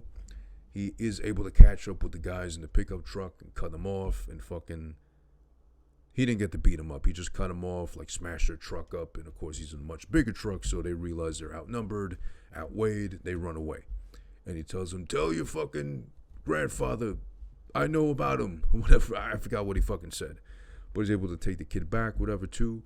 We cut to the grandfather of all things, trying to make amends with his lawyers because they're fucking up as far as trying to see if he can legally get custody of the child, considering the dad is alive. He just wasn't involved for so long. He does drop facts, though, the grandfather, Robert Loggia, rest in peace, of course. And he says, I think what's on everybody's mind, if ever in the services of a lawyer and they're not winning your case, he says, isn't it your job to bend the law and get to work? Of course, he's a rich white man, super fucking paid. A lawyer bill to him is like fucking the 2 for $1 menu at Burger King for us. So light work for him to even have to pay that off. But he is saying that, I guess, ideally what we all think in our minds if a lawyer is losing, and worse, it's our lawyer that's losing. Isn't it your job to bend the law to our favor so I can fucking win the loophole and shit, whatever? But whatever.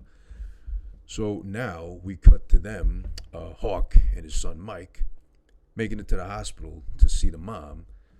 But we get some bad news. And I guess you can tell why, because of course we mentioned it's the big C, it's cancer. The mom's already fucking getting weaker and weaker with every phone call. Maybe the call they use in the hospital, the phone they use in the hospital is like really radioactive. So it's like super developing her cancer cells and shit too.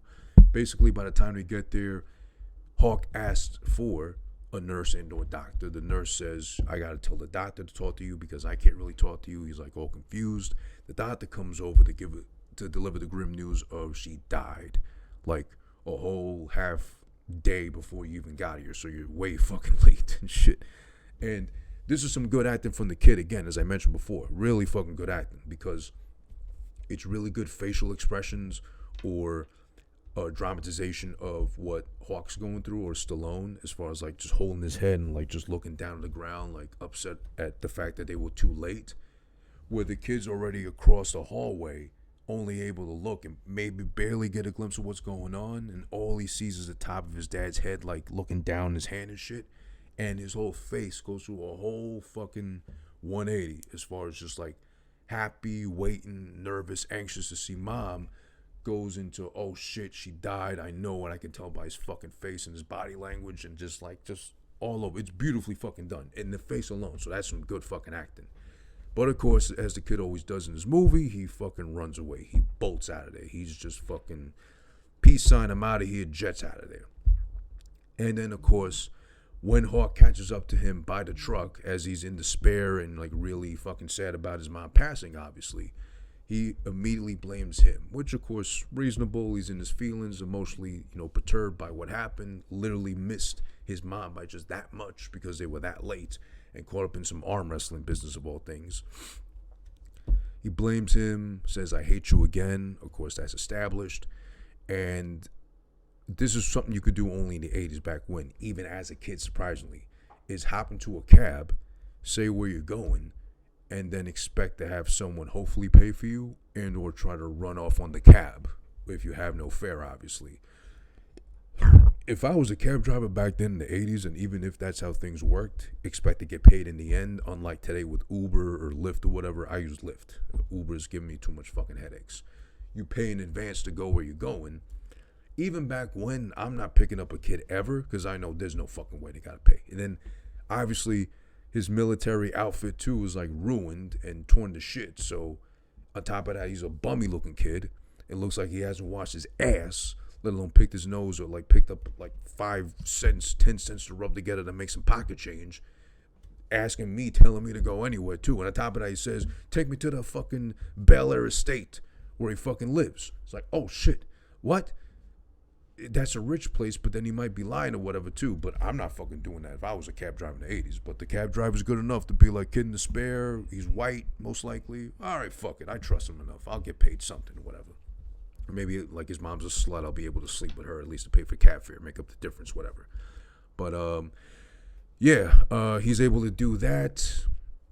We cut to fucking the funeral because obviously the mom died. We were all too late for that shit. And then, again, another case of Cobra, sorry. I'm mixing up my fucking animal-affiliated names here for, like, action roles that Sylvester Stallone has played. Excuse me, Hawk. Lincoln Hawk, of all names. Shows up at the funeral. Grandpa's there, the kid's there. They're sitting together, obviously, because they're there for each other, to console each other. Hawk shows up in, of course, tacky outfit. What you expect from me is a fucking truck driver. I didn't pay attention to the footwear. But I'm guaranteeing I'm willing to put money on that shit like I was arm wrestling in that movie too, or myself. Most likely it's the same greasy, dirty, creased fucking Timbs he's got on. In all black otherwise, at least black pants. A really horrendous, tacky even by today's standards. I think up until like a couple of years ago, they came back into like being popular again or a fad, whatever. But what was I saying? Oh yeah, so he's wearing a very tacky fucking denim jean shirt of all things. It's black. Okay, we'll cut him some slack there. But I think the suspenders were like a dark blue, whatever, like funny looking style, whatever. Dark enough to pass as black, I guess. But they're in the fucking hot ass sun of Cali and shit. So you're not fooling anybody, Sly or Hawk. Shows up, he drops off the flowers, puts it on the fucking the coffin, and says nothing. He looks at the kid, looks away. Doesn't say anything respectfully. He's just like there to show respect, but then drops off the flowers. He's distressed. Obviously, the kid is back at home. He's back in the mansion. They're confirming or unspokenly saying that he's not going to get the kid back. It's up to the grandpa now, and the grandpa wants nothing to do with him. So he realizes, after sitting, of course, they have to do the fucking shot where they pan to him sitting on the back of the truck, looking out into the fucking river or ocean, wherever he's looking at the body of water randomly, and missing his wife and or his child's mother, baby mother, whatever, too. But thinking mostly about the kid, I would hope and think. to the point where it's established he misses his boy, he wants him back. He drives up to the fucking mansion. He shows up there. Security at the front gate's like, turn that shit around and haul ass, idiot, because you're a fucking scumbag. No one wants you here. We'll have you arrested if you try any funny shit, whatever. It looks like he's going to fucking, out of respect to the kid, he's going to like pay attention and oblige and just leave. Nope. Sylvester Stallone, logic of course, Rocky Logic-esque, whatever. He forces his way in by driving the whole fucking truck through the gate, blows the gate off the fucking hinges of these, like, I'm assuming stone pillars they had built in the front of the mansion and shit too. This is where we get our first clear shot of the mansion, confirmed again as the same one they use in the Beverly Hillbillies. He's plowing through the front gate. He goes through the front lawn where there's a nice ass fucking, like, what do you call those, ponds? There's a pond, and then there's a statue that shoots the water and shit, like, out of the dick sometimes. He plows through that shit, just demolishes shit. All this property damage, mansion property damage on top of that too. So even if he doesn't kill anybody or hurt anybody, which he doesn't, thank God, the act of vandalism alone, having done all that shit too, is way too high a fucking bill for him to ever pay back without some jail time involved, I would think. To the point where he drives past the fucking, the pond, the whatever thing shooting water out of his dick, into the front door of the mansion and blows off both the front doors of the mansion. He's really fucking missing this kid bad, so much that he is really wrecking a house almost, a house he can never ever afford. He gets out the fucking truck, he's looking all over the place just to obviously ask, where's Mike? We're looking for him. And of course, the grandfather pulls up at the top of the staircase with the kid too intact. He's like, you scumbag, you criminal, damn you, what are you doing here? What's the matter with you and shit?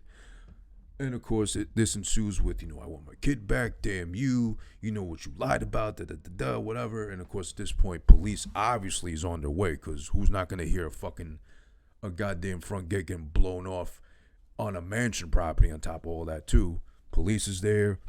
They fucking subdue him. They arrest his ass. And of all things, they actually send him to jail. So it's not like the overnight jail cell at the local police precinct or whatever too. Like, he goes to jail for what he did. Rightfully so. I mean, driving the whole truck through your fucking house, front gate, front lawn, statues, front door of your mansion too. He did all that shit and not go to jail. But then, like, you're scratching your head like, wait a second, he's white, but I can't really tell what kind of white, so can't we delay his trial? No, he has to go to jail. Of course, rich white man versus poor white man, the rich one's going to win all the time, regardless. So by default, he goes to jail. He's sitting there thinking about what he did and shit too, only to get called up to the front by grandfather's secretary. I think his name was Cutler, actually. So Cutler's secretary, who basically says, okay, we know you're in jail right now, obviously, we can tell.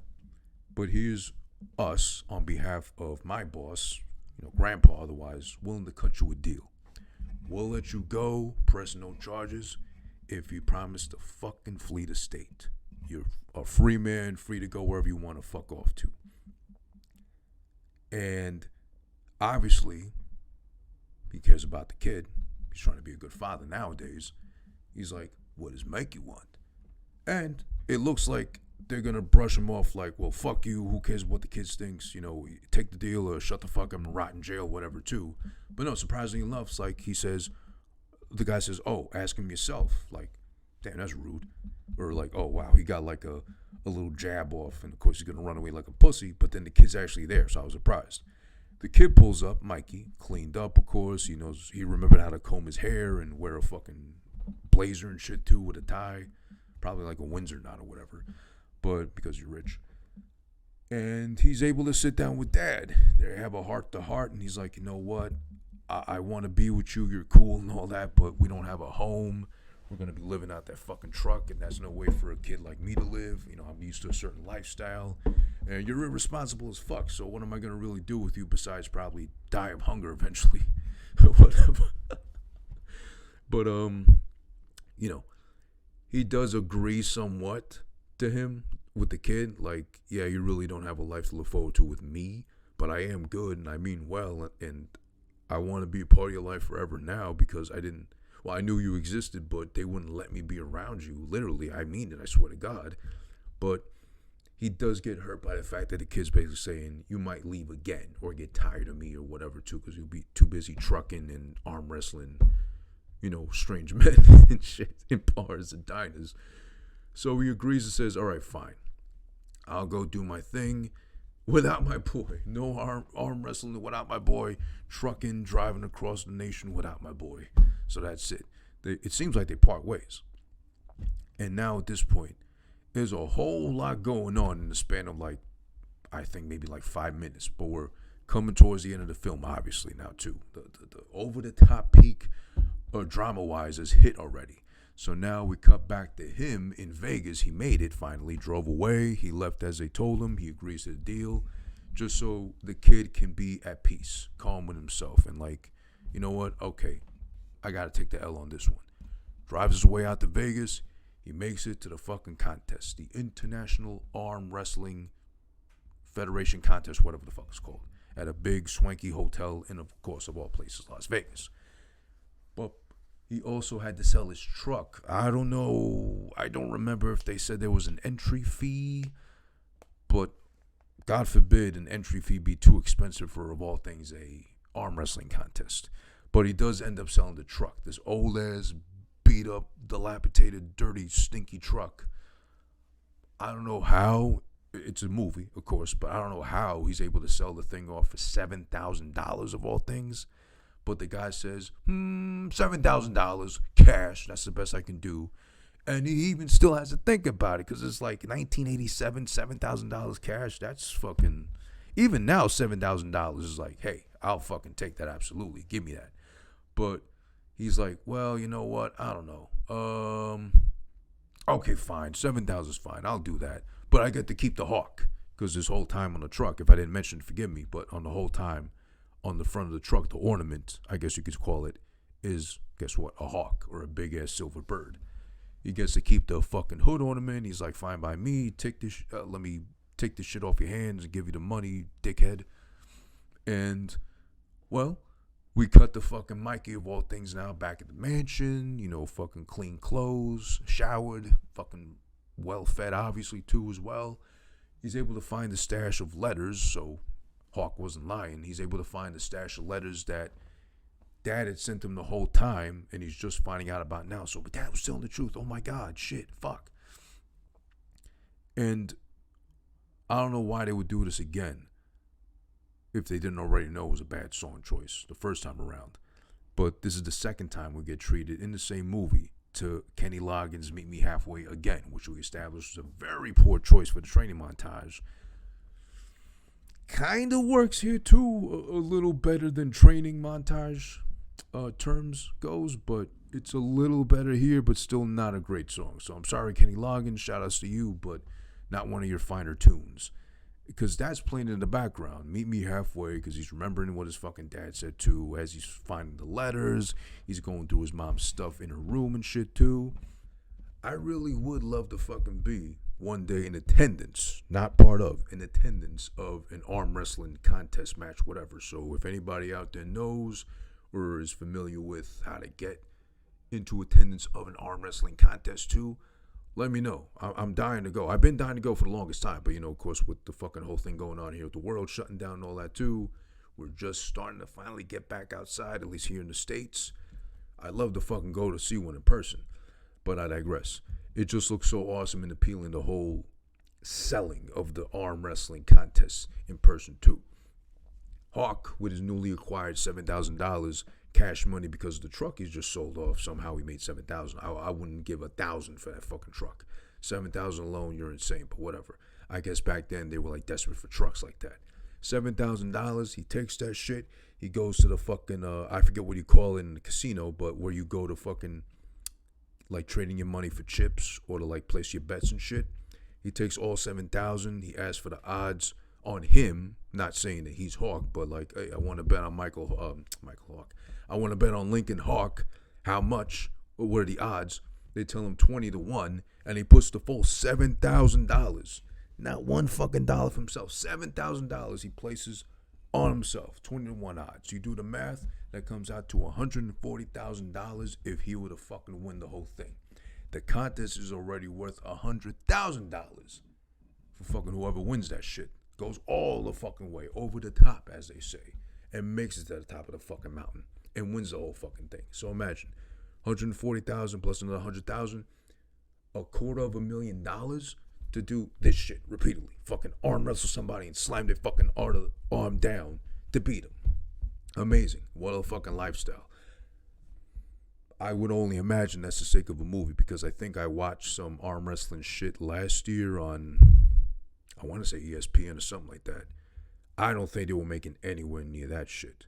If they are, hey, God bless. You fucking deserve it, because you are literally putting yourself through some much unnecessary physical tension as far as your poor arms. This is for the arm wrestlers out there, professional, hobby-wise, whatever, too. You guys go through and girls, and or whatever you identify as, too. Let's not exclude them. You all go through so much with the torture of training, of fucking the wrist bending and the arm contorting and putting all into your shoulder, body-wise, whatever, too. You guys go through too much to be doing that to yourselves willingly. I hope you are getting paid lovely enough to make it worth your while and go through all the torture you do to even become professionally trained in arm wrestling too. But okay, we digress. So he drops all his money on himself, $140,000 riding on his ass, so he's gotta fucking win. They do a weigh-in at the arm wrestling contest, which I wouldn't say doesn't totally make sense, only because I get it for boxing, I get it for fucking, other sports like MMA and shit too. They both gotta be within a certain range of each other. They can't be too unbalanced or uneven. But they do a weigh-in and they confirm 190 pounds soaking wet. Meanwhile, everybody else there, just by looking at them, is clearly over 230 something. So he's already a 50-pound disadvantage compared to everybody else. He barely weighs maybe 40 pounds more than the women competing there too. No, I'm not calling the women fat, but they're fucking pretty strong. A nice firm frame, physique to them too, better yet said. But of course, he's newly motivated by the money involved that he bet on himself, the fucking prize bag, as well as the fancy ass new truck they got on the line, a fire red engine. It kind of looks like the Cincinnati Bengals fucking mascot colors with the orange and the black, flaming Cheeto bags, whatever design. That's what the truck looks like. It doesn't look bad, actually. It looks pretty fucking fire, literally, no pun intended. But now also we cut back to Mikey. He's convinced now. He found the letters that Hawk's been sending him all these years. He wasn't lying about that. It was Grandpa that was lying, actually. Found all the letters. I'm guessing found some money and shit, too. And because he's newly trained and unprofessionally trained as a truck driver of all things, he's got the balls the size of Arizona State to grab hold of what looks to be, I don't know if Grandpa owned this pickup truck, but it's a really awesome vintage looking Toyota pickup truck of all things. I want to say, yeah, Toyota has a Tacoma, right?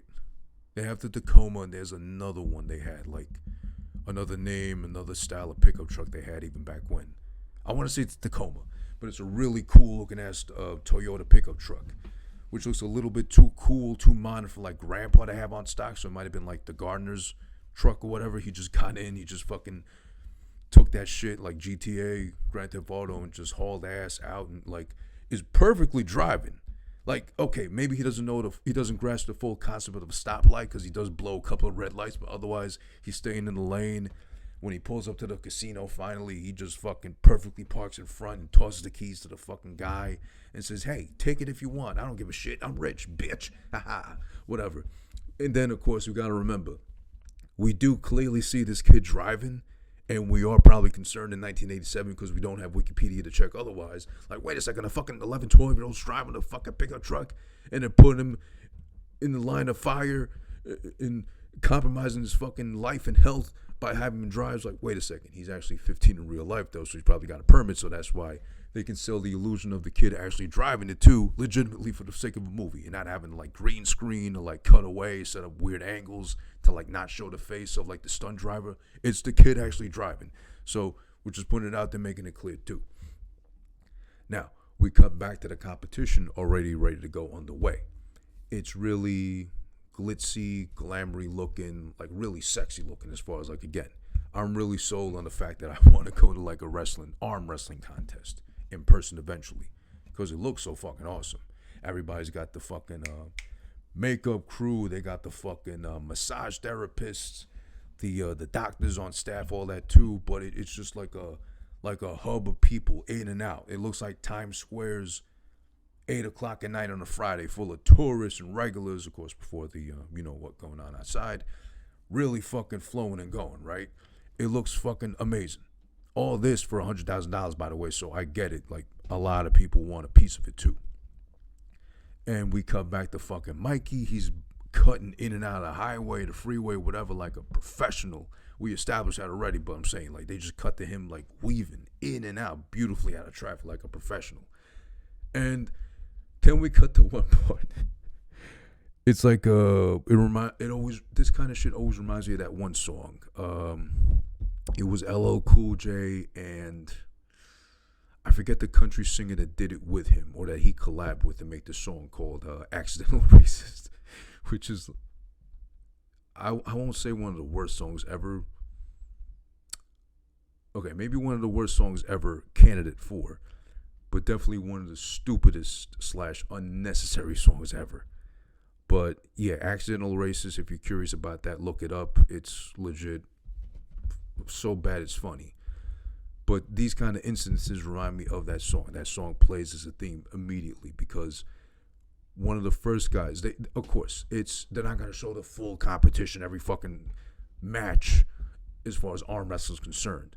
But, you know, a lot of cutting, jumping here, there, whatever too, like flashy editing and all that too involved.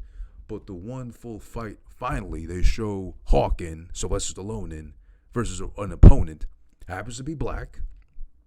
On top of that, his name is Billy Bob, and he's immediately dubbed or referenced to as the arm wrestling king of the South. Black Billy Bob, king of the South, arm wrestling wise.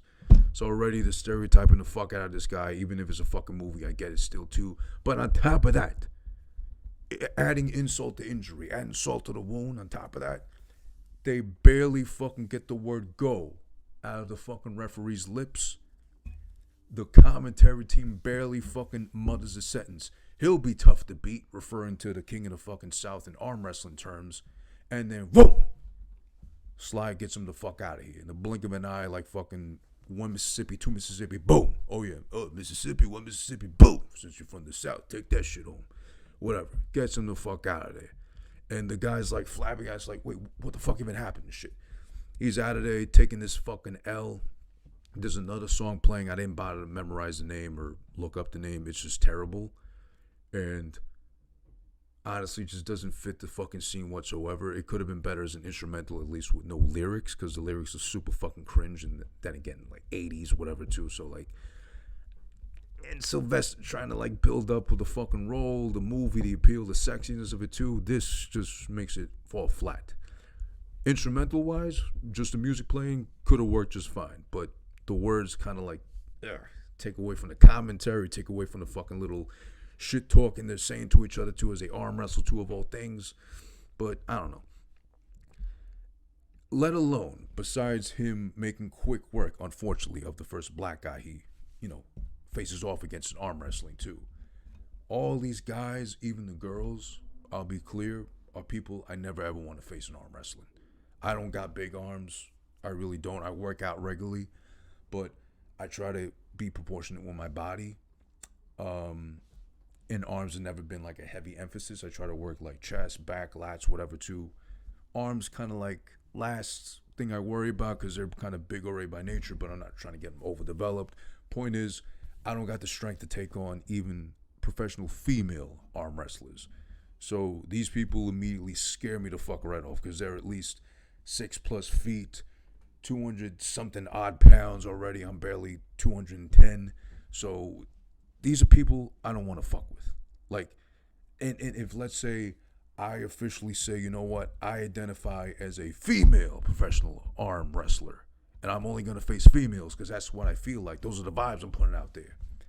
Even then, I'd have a hard fucking time beating any of these women because they got their fucking little techniques and tactics. And on top of that, you know, girls give hand jobs, so they'll know how to twist and turn and contort their hands in their favor to like press my wrist in a way, which I feel like, are you holding my hand or are you holding my cock? Because I'm feeling turned on either way. And I'll be so lost in fucking getting turned on and horny and boned up, bricked up underneath the fucking arm wrestling table that they'll just fucking make quick work of me just like that. So then I fucking lose. And I'll never fucking win professionally. Ouch, that kind of hurt.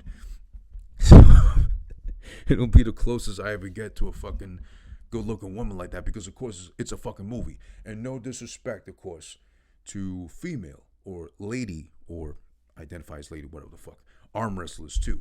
Because the ones they got for the movies, they look pretty built to be just like actors or playing the parts of a female arm wrestler. They look like they might legit be because of the way they're built and put together, whatever. But they're so fucking pretty too. Hair blown out, makeup too. That probably helps a lot also, but they're fucking good looking women is my point. I would beat them if, let's say, I took the whole bag home and I'd be like, you know what? You and me, let's go out for a fucking steak dinner because we got to keep those arms like fucking toned and fed and buff. Me too as well because we're arm wrestlers, so it goes kind of hand in hand, just like kind of when we lock up and arm wrestle each other. You arm wrestled your way into my heart, girl. You got my heart in the headlock, blah, blah, blah, blah, blah, boom. All that, you know, slick shit, whatever. Hopefully it works, but then otherwise they just beat me up and shit. Ooh, excuse me. I'm hoping at least. But we cut, of course, to Hawk, in this case, making it to the final 6, then the final 4. Here's a really fun thing that they did before they just go straight into like, all right, he made quick work of everybody. Everybody made their way through. They made the rounds and shit too. Now we're at the final 6, the final 4, whatever. Before they do that, they build it so much up like actual wrestling, like WWE wrestling and all that shit too, where they had all the 6 guys, the last 6, cut promos, as in do little videos like hyping themselves up or like, my name is such and such, I'm from this place, whatever on the fucking map, and I'm going to do this to this guy. I'm going to take it all the way home. I'm going over the top, and I'm beating your fucking ass because it's $100,000 in a brand new truck. Fuck you. I got to win this shit.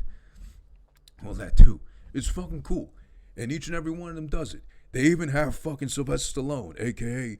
fucking Lincoln Hawk, cut his own little fucking promo in this shit. He does it so fucking flat and dry. I guess that's the intended purpose. In comparison to fucking Lincoln Hawk up until this point, he's charming, he's kind of goofy, he's funny, he's tough. He's beating fucking guys twice his size up with no problem. But when it comes to his fucking biggest and scariest opponent, a microphone and a fucking camera and someone yelling, go, that's when he kind of just freezes up and be like, I'm in an arm wrestling contest and I think I want to win. And he says, I need this truck. It's not about the money. I can make money, but I need to win this truck to win that money. So I need the truck.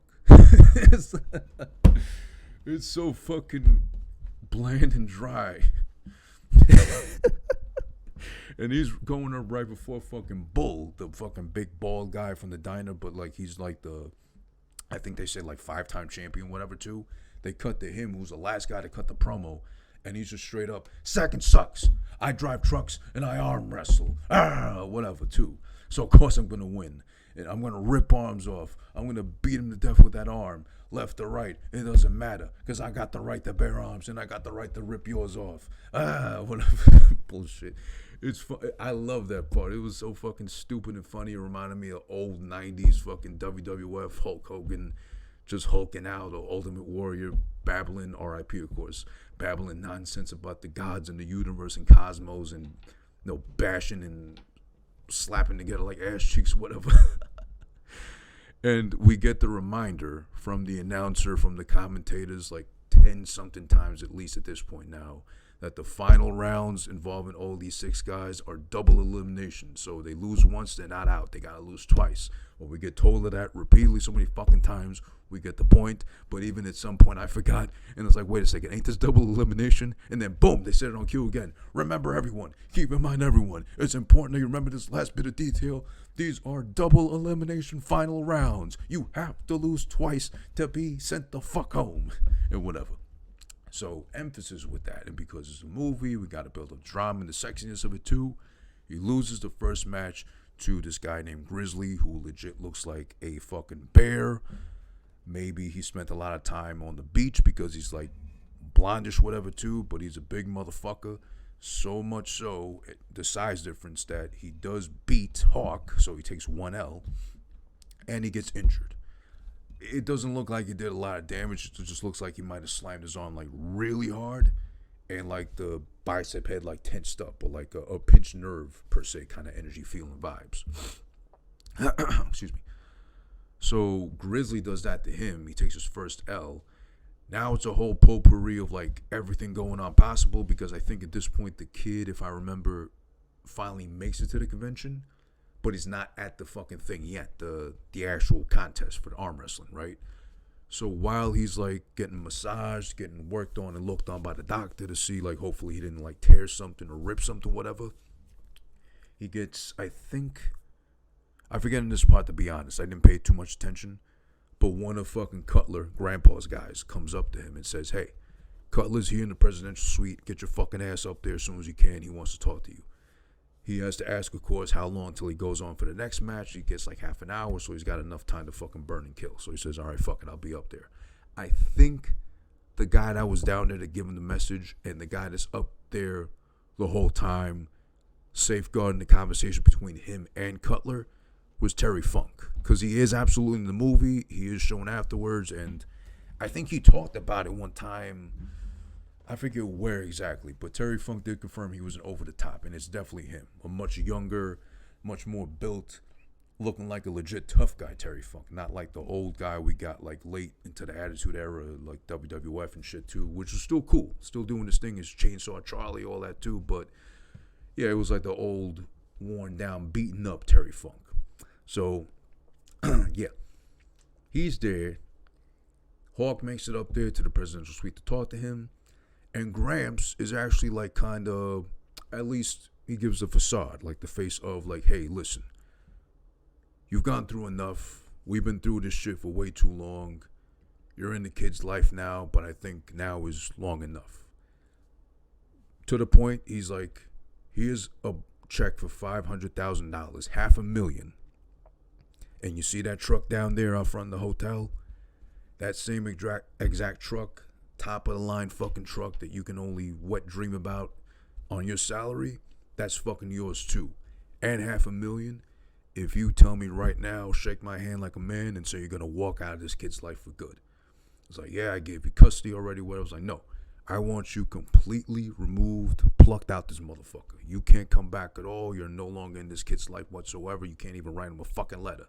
Nothing. Take this shit and go. Go fuck yourself, pretty much. He's like, no, because he loves the kid. He still wants to see the kid somehow, whatever. Eventually, maybe like, on the weekends, on the holidays, whatever, too. So he tells him to go fuck off. He walks away.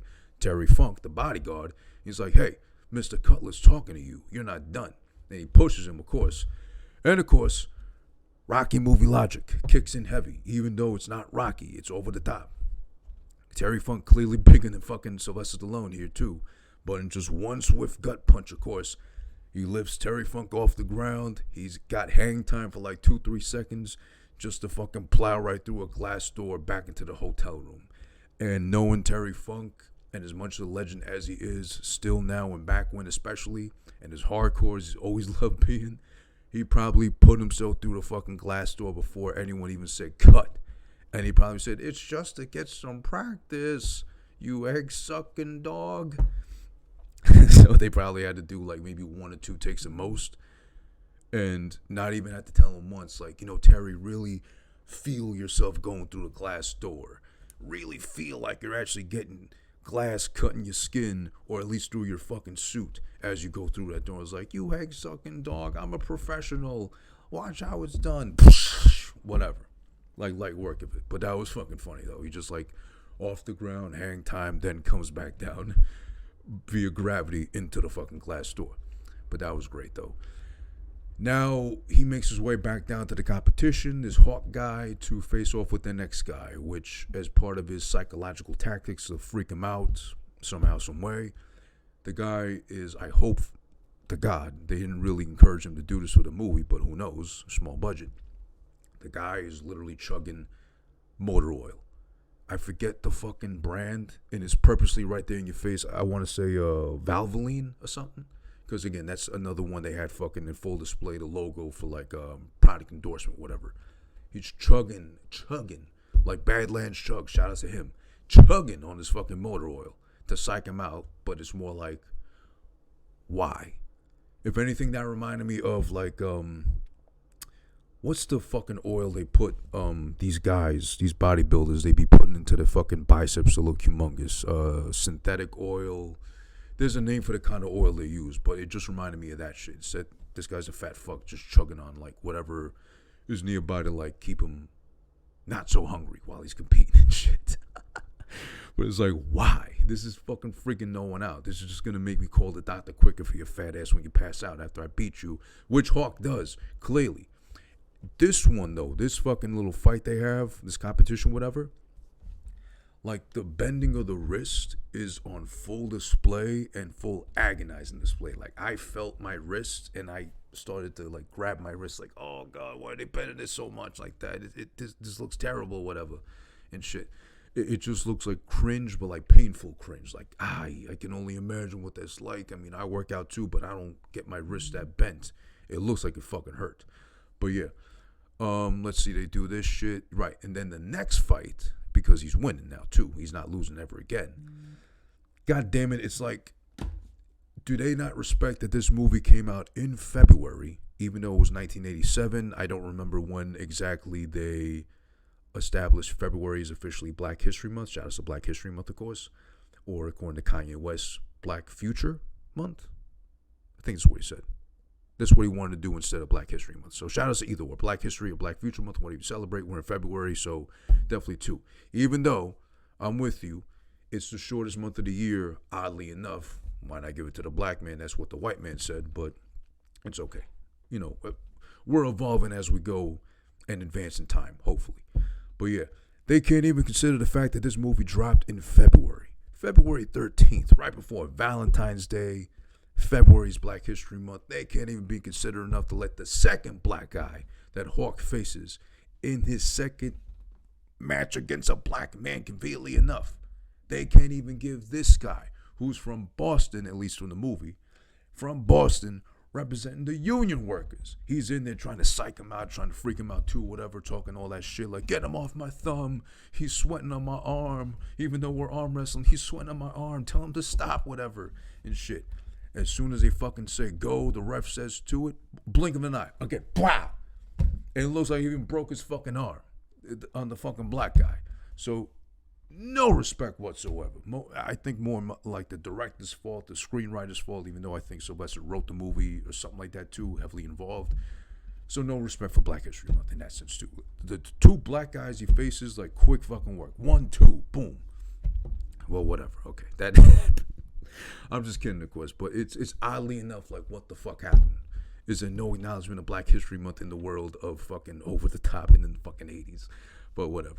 All right. So finally at this point, Mikey is able to make it backstage, sneak his way back in there to fucking see his daddy and hype him up conveniently enough, because it's a movie, of course, and Rocky movie logic, against Bull when it matters the most, to get hyped up the most. Oh, my son is here. I need to win this time. I can't afford to lose literally because I put up all my $7,000 on me because I believe in myself. But I needed my son to believe in me too so I can actually win this whole thing and take the bag home. So even more, another fucking pleasant treat. We get even more fucking promos. This time now specifically from motherfucking, how could I forget his name up until this point in the movie? Hawk and motherfucking Bull. Clear this time is 100-pound difference between the two of them. And of course he earned that name Bull. He's so fucking big. But this is even more of a funnier promo because this time around, Hawk says literally, I turn my head around because he's got the bill in the front. He says, I turn my head around, turns it to the back, and it feels like he's lost, looking for something to go off of, and then he remembers, oh yeah, I'm in front of a truck cutting this promo. Bonk, bonk, feels the truck. Oh yeah, it's a truck. I feel like a truck, a machine. It's so funny the way he fucking, you have to fucking watch this movie, at least for this fucking part, and or hopefully it's on YouTube. Just fucking over the top Hawk, I don't know, final match promo, whatever. Literally, I turn my head around to the back because it's almost the 90s. That's the cool thing to do. And it's like, oh yeah, I'm standing in front of a truck, right? I feel like a truck, a machine. And I think Bull cut another one. He's like talking some other shit too. Basically, he's gonna rip his arm off. He's gonna fucking own him. He'd fucking rape him if he could, if it was legal in the state of Nevada to another man that loses. But they finally square up. They match up. They pair up with fucking arms. It's of course arm wrestling, so they have to. But it's so funny because I did forget to make this point earlier. Is that the bigger the fucking guy in the competition here? I don't know if it's like that in real life. Who knows? In real life arm wrestling, it's like the bigger the guy, the bigger the fucking bitching. Because he starts yelling about, get him off my thumb. His arm's touching mine. That's illegal. He's sweating on me. Come on, ref. Don't be a bitch. Call him out on this shit. And meanwhile, the poor ref's just trying to get these fucking two locked up enough so they can fucking finally do the thing with the arm wrestling. That's what they're fucking there for and getting paid for, hopefully enough, at least too. But in all this turmoil of fucking around too, they start to go, but immediately they slip off each other's hands because they've been fucking arm wrestling all night. So, of course, sweaty palms, sweaty forearms, sweaty wrists, everything too involved. Slip right off. So, according to arm wrestling rules, I believe in real life too, if they're too slippery or there's no grip, then they got to strap up. So, they tie their fucking hands together, strap them up, whatever too. Because Bull has to be bullheaded or he's full of bullshit otherwise. He has to play dirty, talk his shit, and on top of everything, actually get physical with the dirty tactics. Because when they lock up and they're strapped up, he lets go of his wrist enough to be like, bump, right in his fucking nose. His nose is bashed up. So on top of that, now the guy has to fucking arm wrestle and barely breathe out of his fucking nose. Left or right nostril, hey, it's a fucking bitch to have to do anything with one nostril only. So now finally, they get it on. It's prolonged, it's fucking lengthy, it's girthy, this fucking fight, pause. But it's built up to be dramatic in the sense of this guy's got a broken nose. He's 100 pounds lesser than Bull. Bull's just fucking angry. He fucking hates life. He might have been a school shooter if he would have been born like 10 years later. He's just so antagonizing. And they're talking shit the whole time. He's gonna fucking do this, he's gonna fucking do that to him, but they can't say fucking because it's PG, so he says instead, I'm gonna rip off your shitting arm, whatever. Like, okay, that makes a lot of sense, but PG logic too as well. It looks like Hawk's gonna go into a coma like 3 times, because he's like, his eyes are rolling in the back of his head, like they're just fucking like this the whole time. Even Hawk too looks like, even Bull sometimes looks like, he's gonna like faint or some shit too. There have been arm wrestling all night too as well. Got to keep that in mind. But it does add to the drama and intensity, as no disrespect in arm wrestling or the professionals that do it, but as stupid as an idea as it might seem to be, like almost ready to pass out during arm wrestling, which I'm sure has happened, they make it a little too long after like the third like eye rolling on Hawk and shit, and like he's like, he sounds like a zombie coming. And she's like, oh, at some point, finally panning on his fucking face like he's dying almost practically from arm wrestling of all things. But finally, of course, because it's a fucking movie and he remembers what his kid told him, Dad, you gotta beat him. Dad, I'm here for you. Dad, I snuck out from my fucking LA mansion to come be with you, you bum ass bitch. Beat his ass, whatever.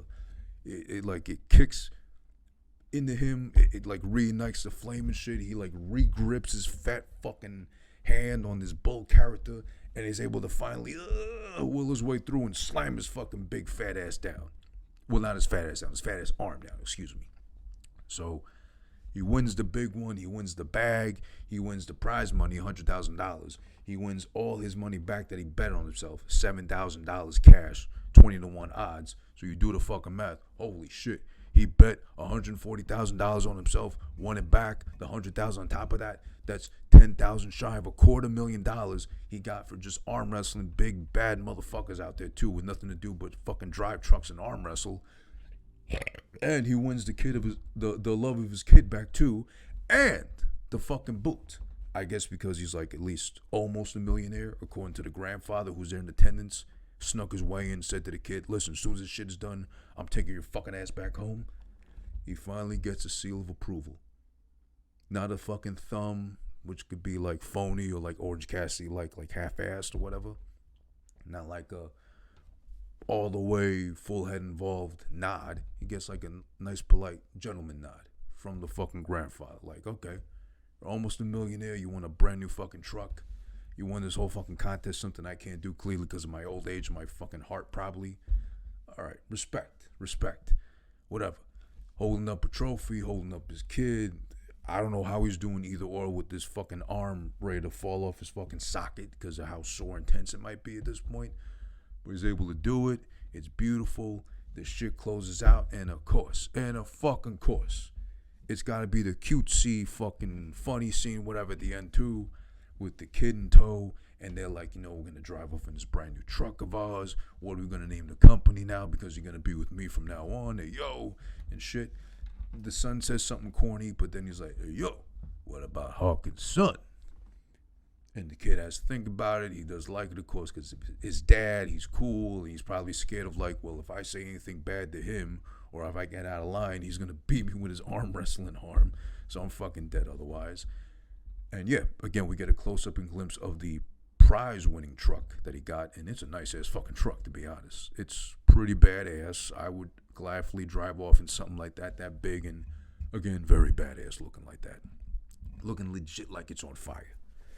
But that is the full rundown review recap of, oh yeah, Over the Top. 1987, 35 years later, review done by me, Who This, host of Who This Been Watching, starring Sylvester Stallone, starring also as well as the bad guy, and very well done, R.I.P. Robert Loggia, and some other fucking people that we don't know about, and then for some reason, randomly, of course, he's involved there too, Terry Funk, shout out to him too as also.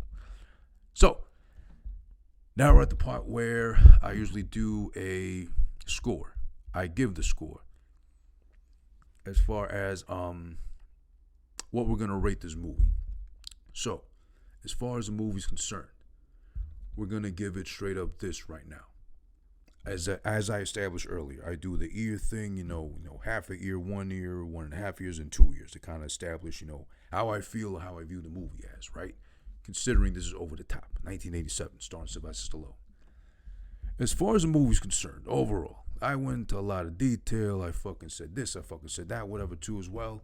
Listen, overall, I did kind of enjoy it.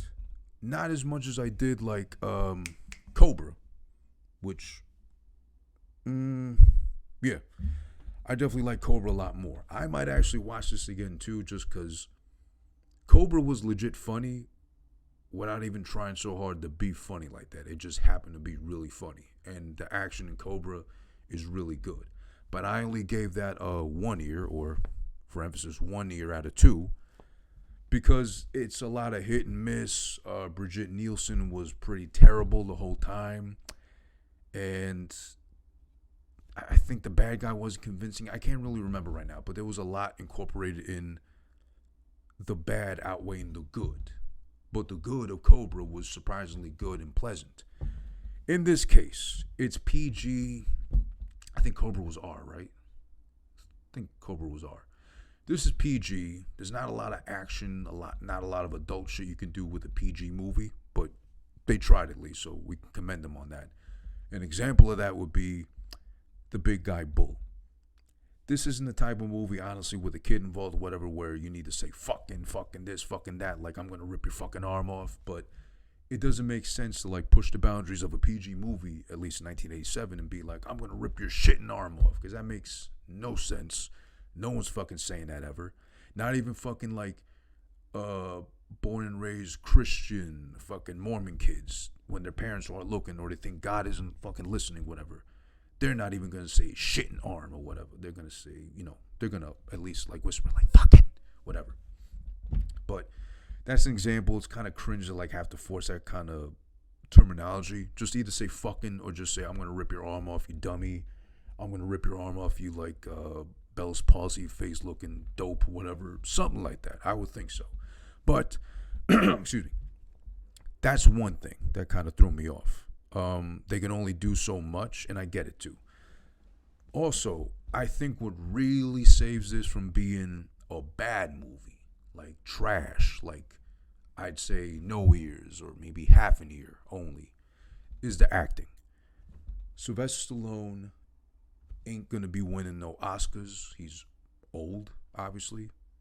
And even back when, with Rocky, he did win an Oscar. Rocky won with Best Picture of the Year and shit too.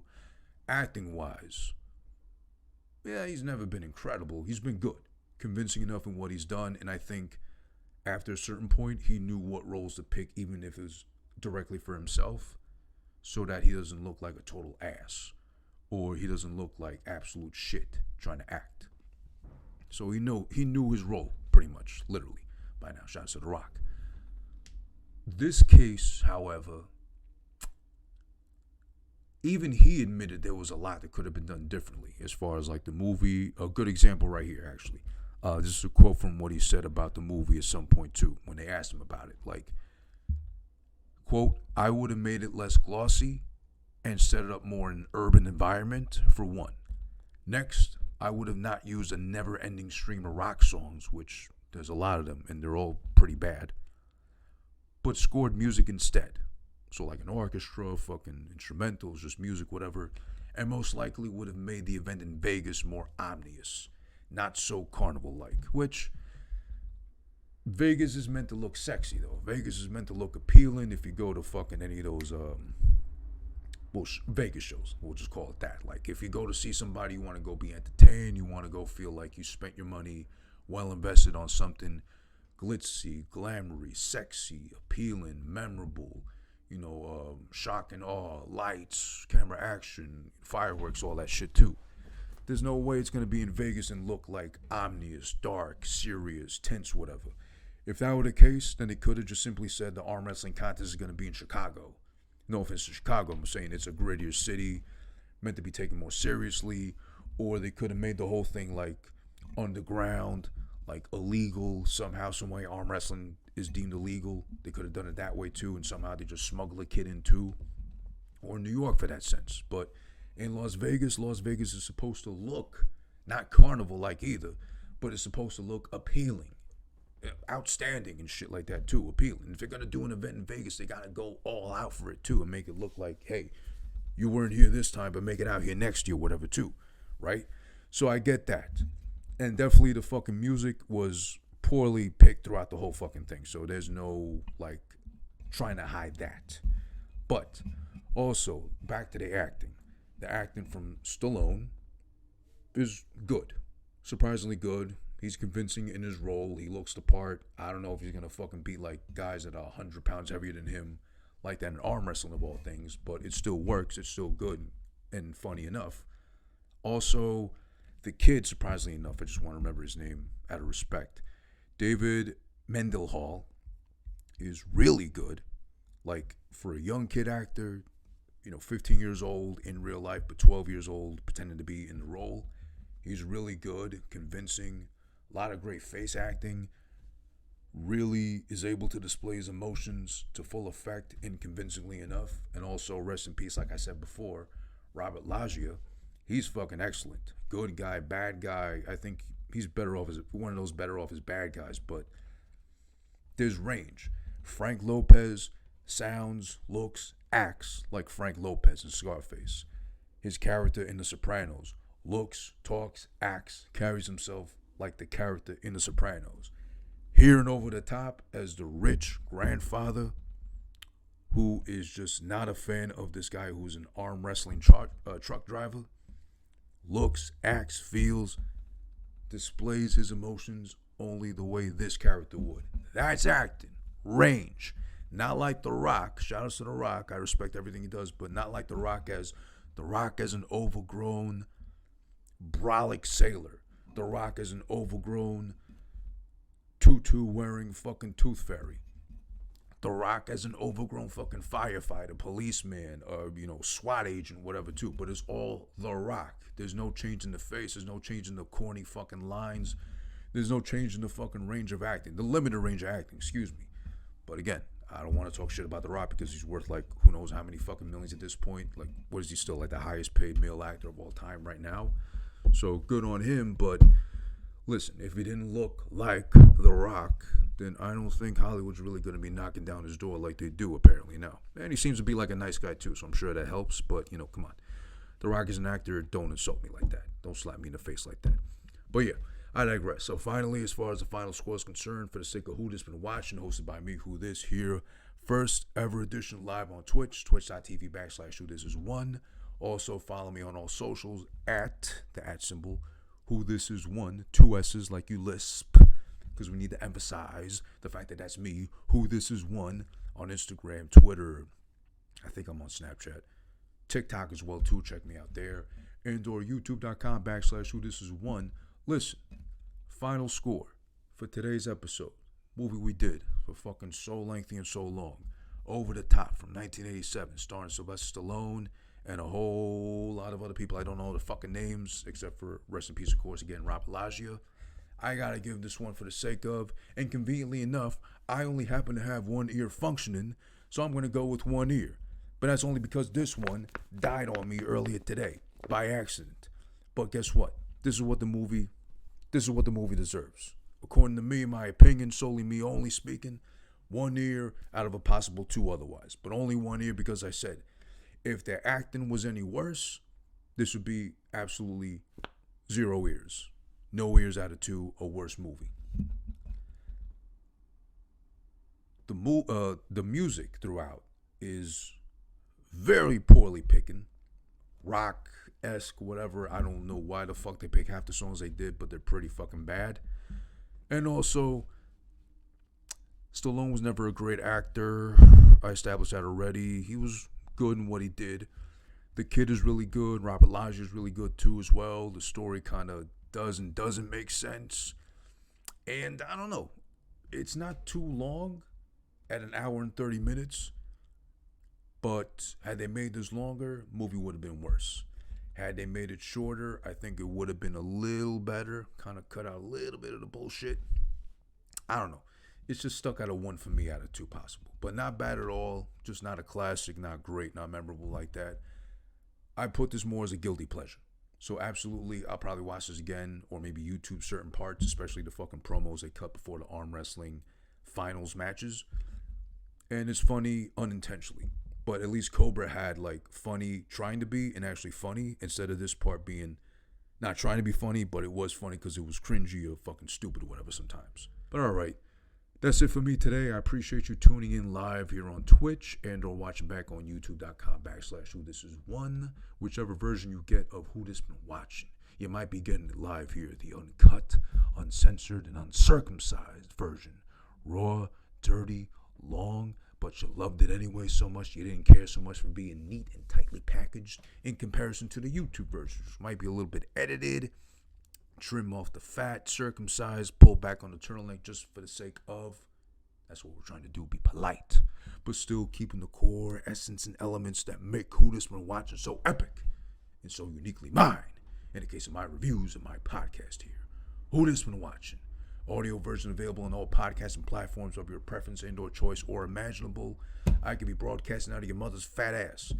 I'm still fucking here. I'm still reporting for duty every Saturday. Live on Twitch first, 11 a.m. Eastern Standard Time, here on twitch.tv/Who This Is One. Again, and or an option, youtube.com/Who This Is One. Follow me on all socials, again, as I stressed, at Who This Is One. That's it for me today. I'm out, I'm done. I appreciate you, and I'll catch you next fucking time. God damn it, tell a friend and share that shit, bitch.